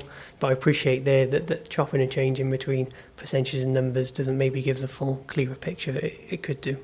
A point to highlight, and is also relevant to the Chair's earlier point, is that performance information now internally within the Council is now a lot more accessible through the authority's intranet site, the Hub. There's a data hub on there which sets directors have each got a performance scorecard giving the performance information readily available for members any time they so wish to look at it. And in there will be a section around the planning performance. So it's also available there to go and have a look a bit more detail about the numbers, how we've performed over time, and it provides a bit more context than just the snapshot reports you get on a 6-month basis as part of the objective. And that may be useful in informing future work programmes you have. So that may be a useful avenue for the committee. Can I just check, picking up on something specific that Councillor Hayward said? So you mentioned about the planning applications.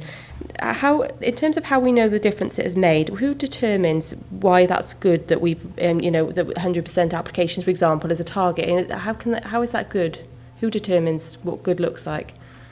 That's part of the planning who've undergone system review determined that actually looking to have a positive response to applications and seeking a positive response for approval would mean that it's better for the outcome for the applicant. And obviously in some cases that may not be the case where applicants come through the system which may, for example, not be suitable for development at all. So it's about having that early conversation with the customer to understand that, and therefore the application progress in a suitable way where they're likely to seek a positive outcome. So it's us that determines what good looks like. And in terms of, you know, what we will do in terms of our improvement objectives, how is that determined? So, for example, there's another thing, I mentioned community-led plans, but going back to planning, we were supposed to have a planning customer charter. Should something like that be included in what we will do? What we'll do, that could be. As part of the setting process, I think it came to committee before it went to council earlier in the year. And these are really highlighting some of the major projects we'll do to contribute to that. Underneath that, there may be more significant detail that will be contained in the planning services improvement plan. But if in future there's elements where we feel it's major activity that can be included, it can be. But this is a council decision in terms of what's included, and it comes for pre-decision select committee as well. Councillor Prosser. Yes, two comments really. The first one is about, and you may have commented already, but I just want a bit more clarification on inward investment. I know the officer is here. And I know it's one of the most difficult things, and that's what we all want. But we seem to be behind target on that, and I just seek some assurance that we are attending to that area and that we haven't got any weak points which need addressing.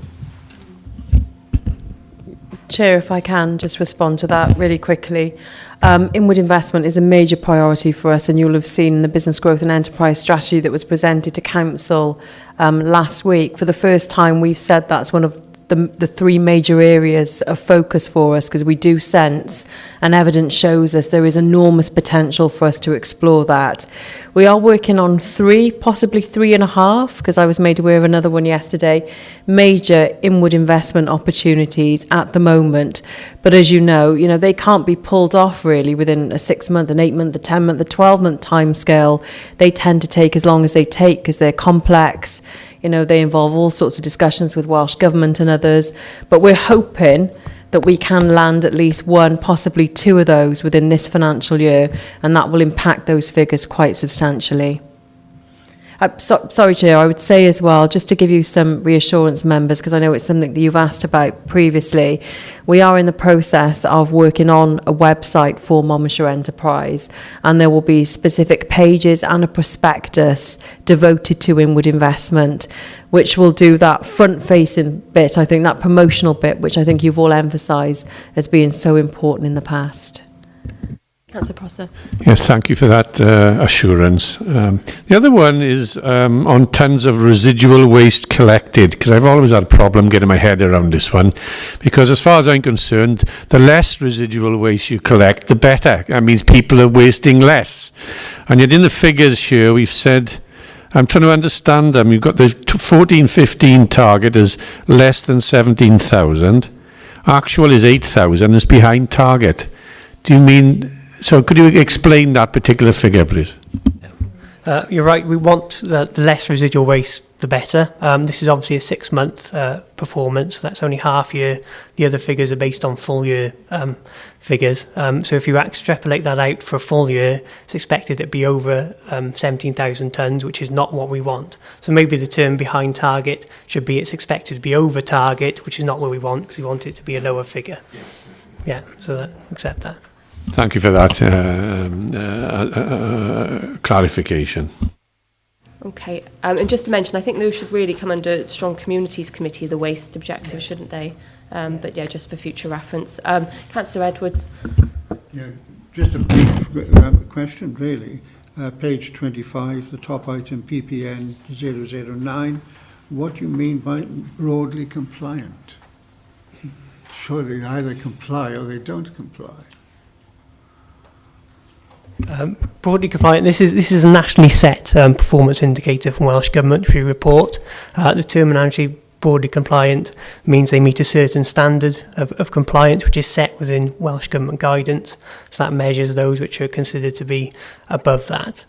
In terms of further detail, we can get you the exact definition they use to determine broadly compliant, but basically it's saying that of all our food establishments in Monmouthshire, the 90% are actually broadly compliant with the standards, and that's at the Welsh Government set criteria.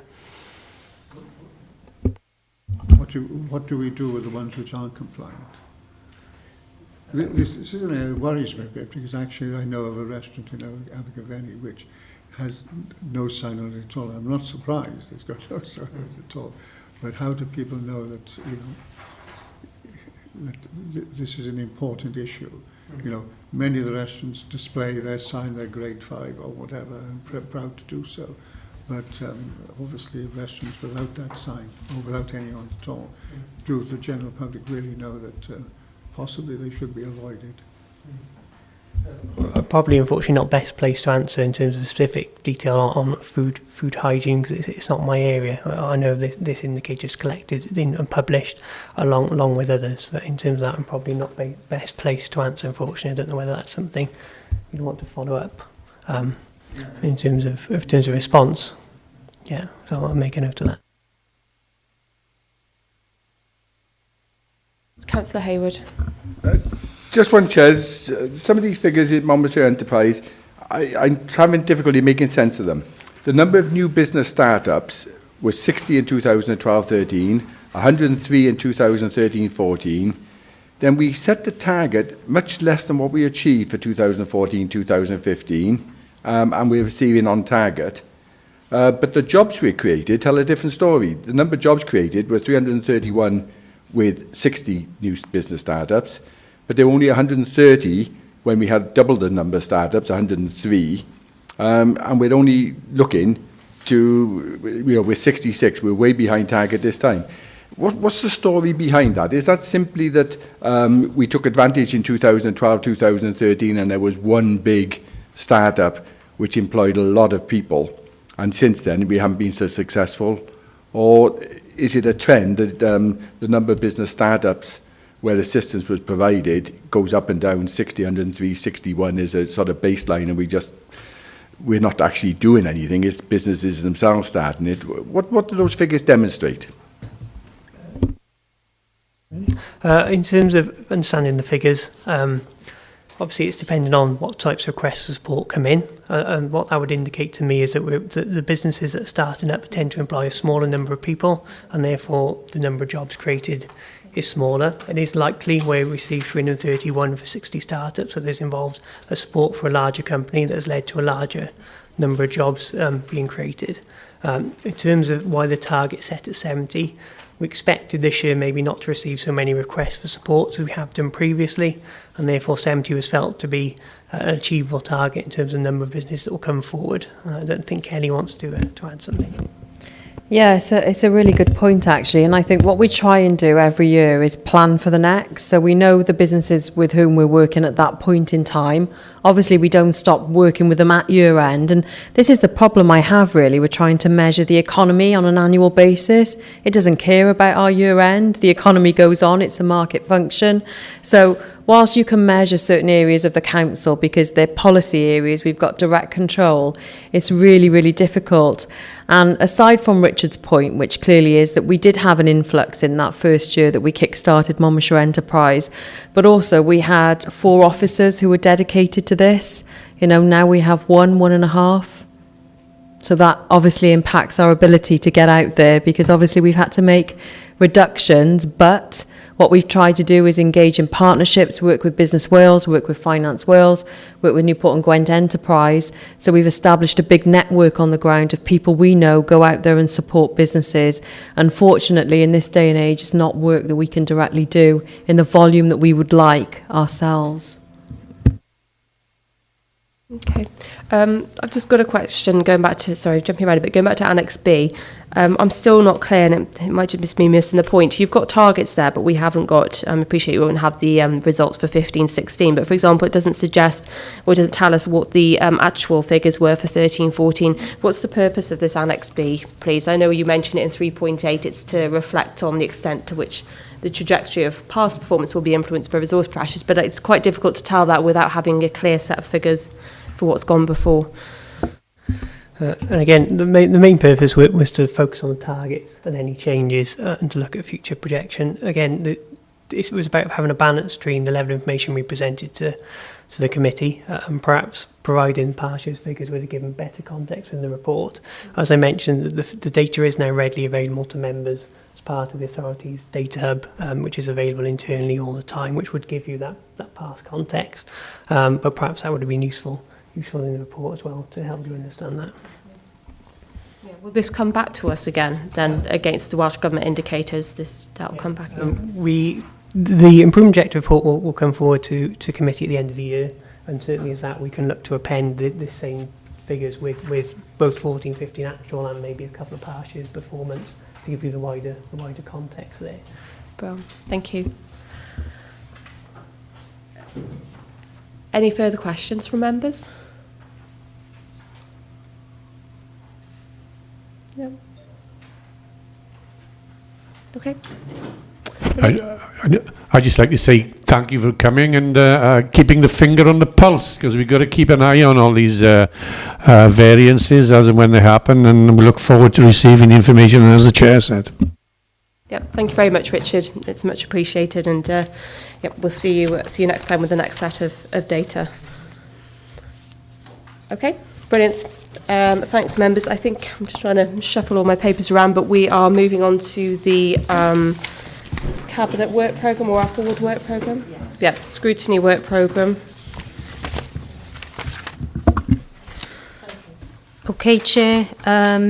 You might notice a different style of work programme being presented to you today.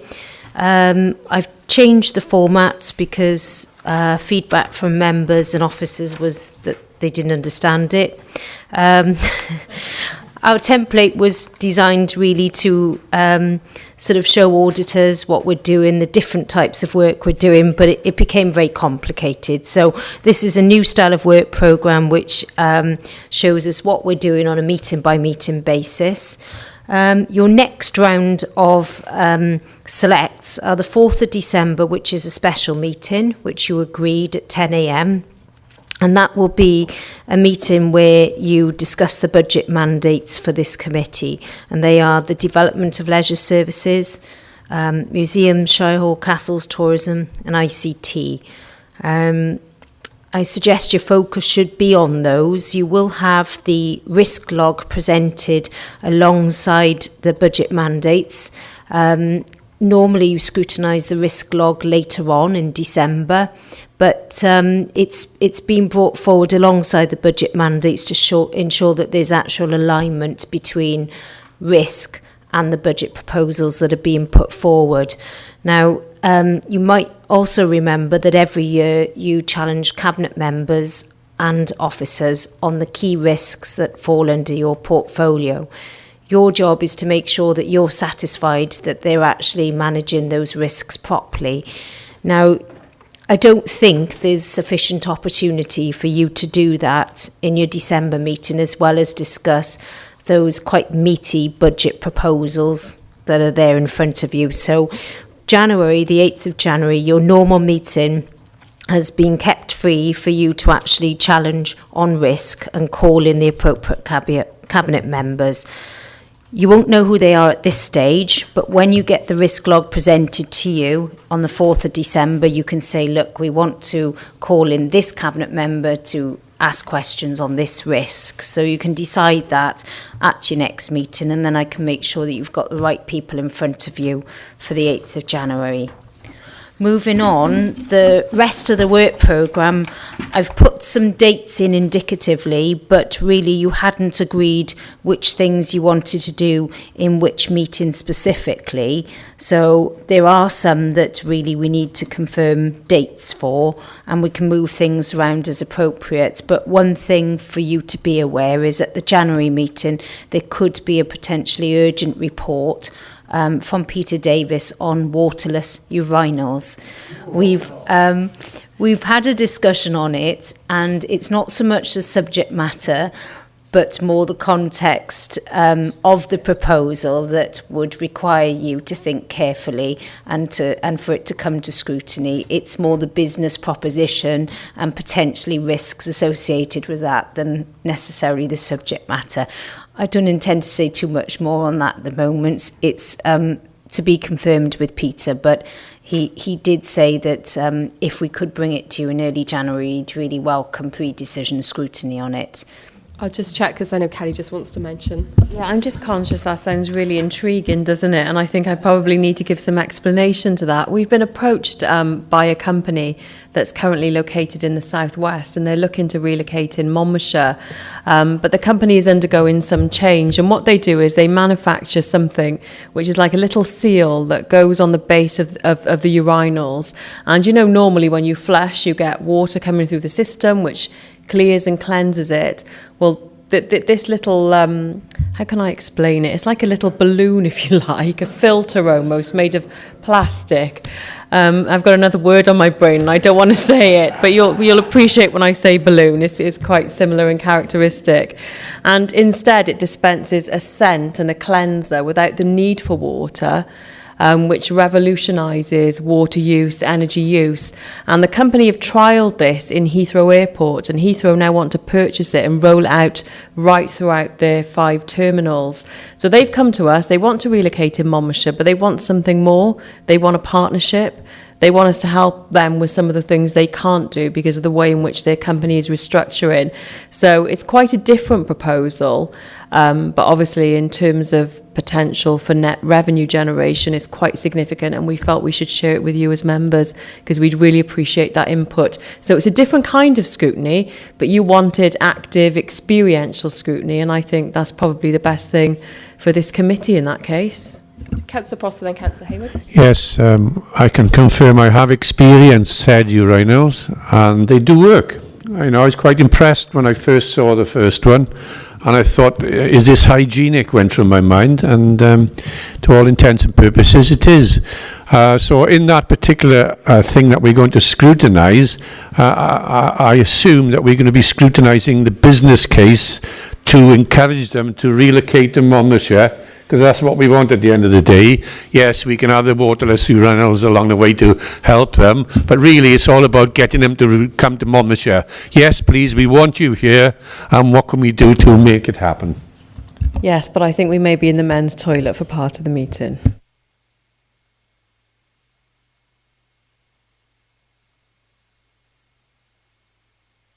Councillor Hayward.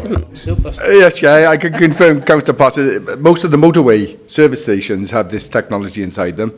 But on a serious point, have we consulted with the town and community councils? Because we've had a drive over the past couple of years to transfer a lot of our public conveniences to the town and community councils. And I would imagine that if they want to come in, they want to introduce it across the board. So I would suggest that this paper quite early is sent to the town and community councils, those that have invested in these public conveniences, for their opinions as well. Because obviously, if we're going to talk in the partnership arrangement, we need to be clear with them and say that, look, we're in the process of trying to sell most of ours off, and these are the people we're selling them to. Yep, very good point. And Councillor Edwards. Yeah, well, we've had an ongoing debate now for the last 2 years in Abergavenny over the toilets there. So I welcome this particular development. It'll be interesting to see if it's feasible, and certainly I think if it would be a big asset, I think, to our, in effect, to Abergavenny. I take on board what Bob has had to say. Yeah, some toilets have already been leased out, if that's the right word, or sold. But certainly in my own town, I think it probably, I don't know if you've got any toilets that have been taken over. We haven't in Abergavenny. Yeah, so subject to the agreement with Peter, that report will probably come to you in January. Late January, I'm suggesting that maybe you either have a special meeting early February, late January, because you don't actually meet again until the 5th of March, and that's quite a long time actually to sort of fit in all the work that needs to be done.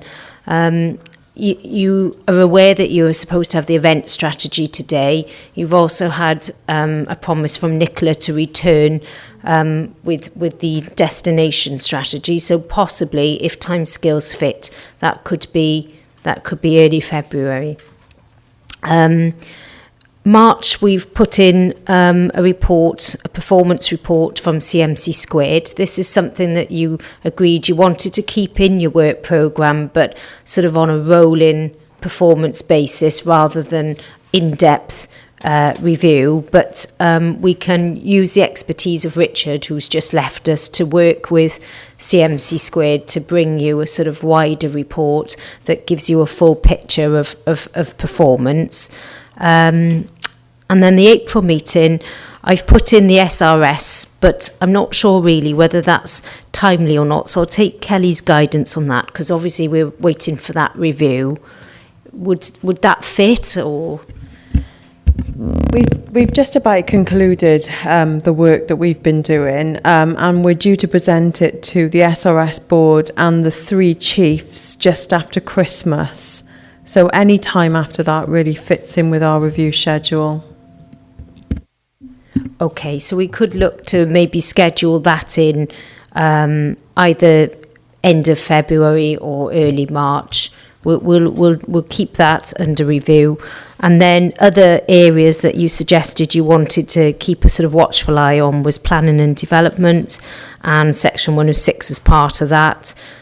So I've put them provisionally in the programme for now for sort of May, but obviously you've also got other items underneath there that you wanted to sort of be kept informed on, but I guess some of this will be covered under the business the budget mandate, so such as the museums, leisure and castles. So that's the work programme for information, Chair. If members want to add anything or rearrange anything, happy to do that.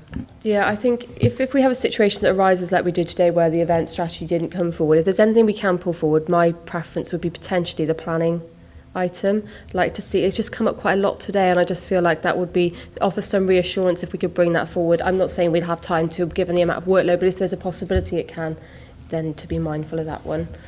Councillor Edwards then. Yeah, if you're looking for a date, Hazel, I would have thought Thursday the 5th of February seems to be a free day. Certainly nothing in the diary. Does everyone have the 4th in their diary? Because I've got the 3rd in for some reason. Did we change it or something? Or has everyone else got the 3rd? I'm on about for December now. December. Yeah.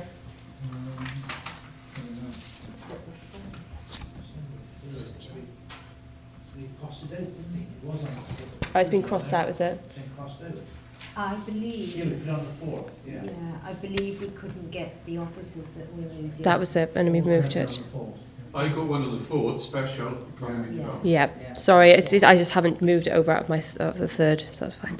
Sorry, so we're going back, we'll put for the 5th of February for the event strategy, and the Cardiff Capital Region Board, I want that one to come back as well, because Peter was supposed to bring back a review of that, and it also, if possible, given all the talk about the Bristol link, it would be really good to reissue that invite to George Ferguson as the Mayor of Bristol, who's been instrumental in their city region. Would you want that to come at the same time as the event strategy and tourism management strategy? I think if we can fit it in, that would be good. Kelly, did you want to? I was just going to say on the Cardiff Capital Region and the work that's going on at the moment, and I know you did extend that invite to the Mayor of Bristol previously, I think there's possibly a key linkage there with the combined authority proposals that are currently sort of taken up a lot of airtime in Wales, and obviously it relates to the debate that you've had as council as well. So I'm not saying this committee by itself should be privy to that, but I think it's something that connects into the theme in quite an important way, really. Okay, so 5th of February, potentially to take those 3 items, event strategy, Capital Region Board, and the tourism to come back on the feedback from the consultation. Councillor Prosser? Yes, just on these meeting dates to be confirmed, where we've got car parking, iCounty, leisure services, museums, Gilwyn Cycle Track, Caldecott Castle. I know we said a lot of these might appear in the budget mandates, but I don't want them sort of floating in the ether. You know, we either say, yes, we've covered that, it's on that day, or we're not going to consider it. But I don't want it just lying there as things we'd like to look at, but we don't know if we're going to or not. And I think we need to put a handle on them. So perhaps outside this meeting, if we can go through the mandates and then decide whether they've been covered or not. And then those which haven't, at the next meeting, we need to decide, well, are we going to scrutinise them or not? Yeah, and if we could just have the dates of when we brought iCounty, I think that was September forward, so we know when that annual date is, so that we can put that down. Yep, it's a good point. Okay, so if everyone's happy to do work programme, just briefly, the Council and Cabinet Business Forward Plan, is there anything on that stands out? I've just got a quick question. Social media and Monmouthshire Engages and that sort of thing, which obviously has already come to full council, where does that sit? Does that sit with our committee? Potentially. I just don't know where comms sits.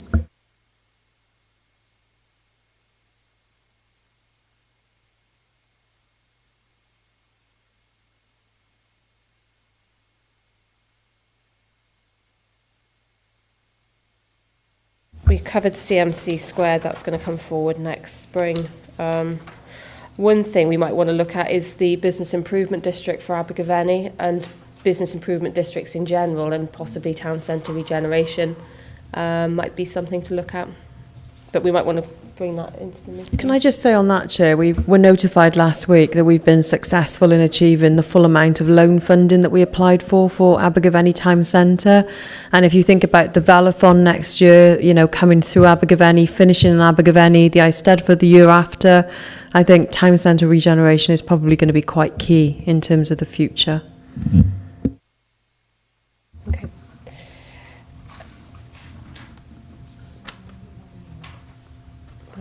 That's really good news. Okay, is there any comments then other than what's just been raised? Nope. Chair, would you want to build town centre regeneration into the work programme? Can do, yeah. Although it'd be quite a big piece of work, it might be something, it's maybe not an immediate. I mean, we probably want to bring forward potentially the Business Improvement District, just specifically because it's going to Cabinet, but in terms of the long term, it could be an inquiry for this committee.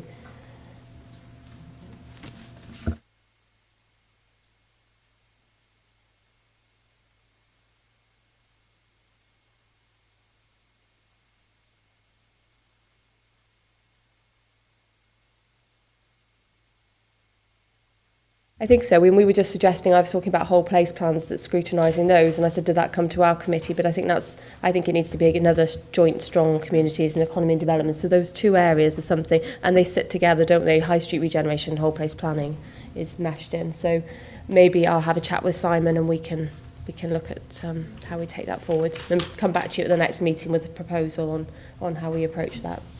Chair, with the developing a business improvement district in Abergavenny, would you want that to come to a committee meeting, or would you just like the report to be circulated to the committee? Just circulated, I think, would be fine, because it's only to seek approval. So I think, is that okay, Abergavenny members in particular? Yeah.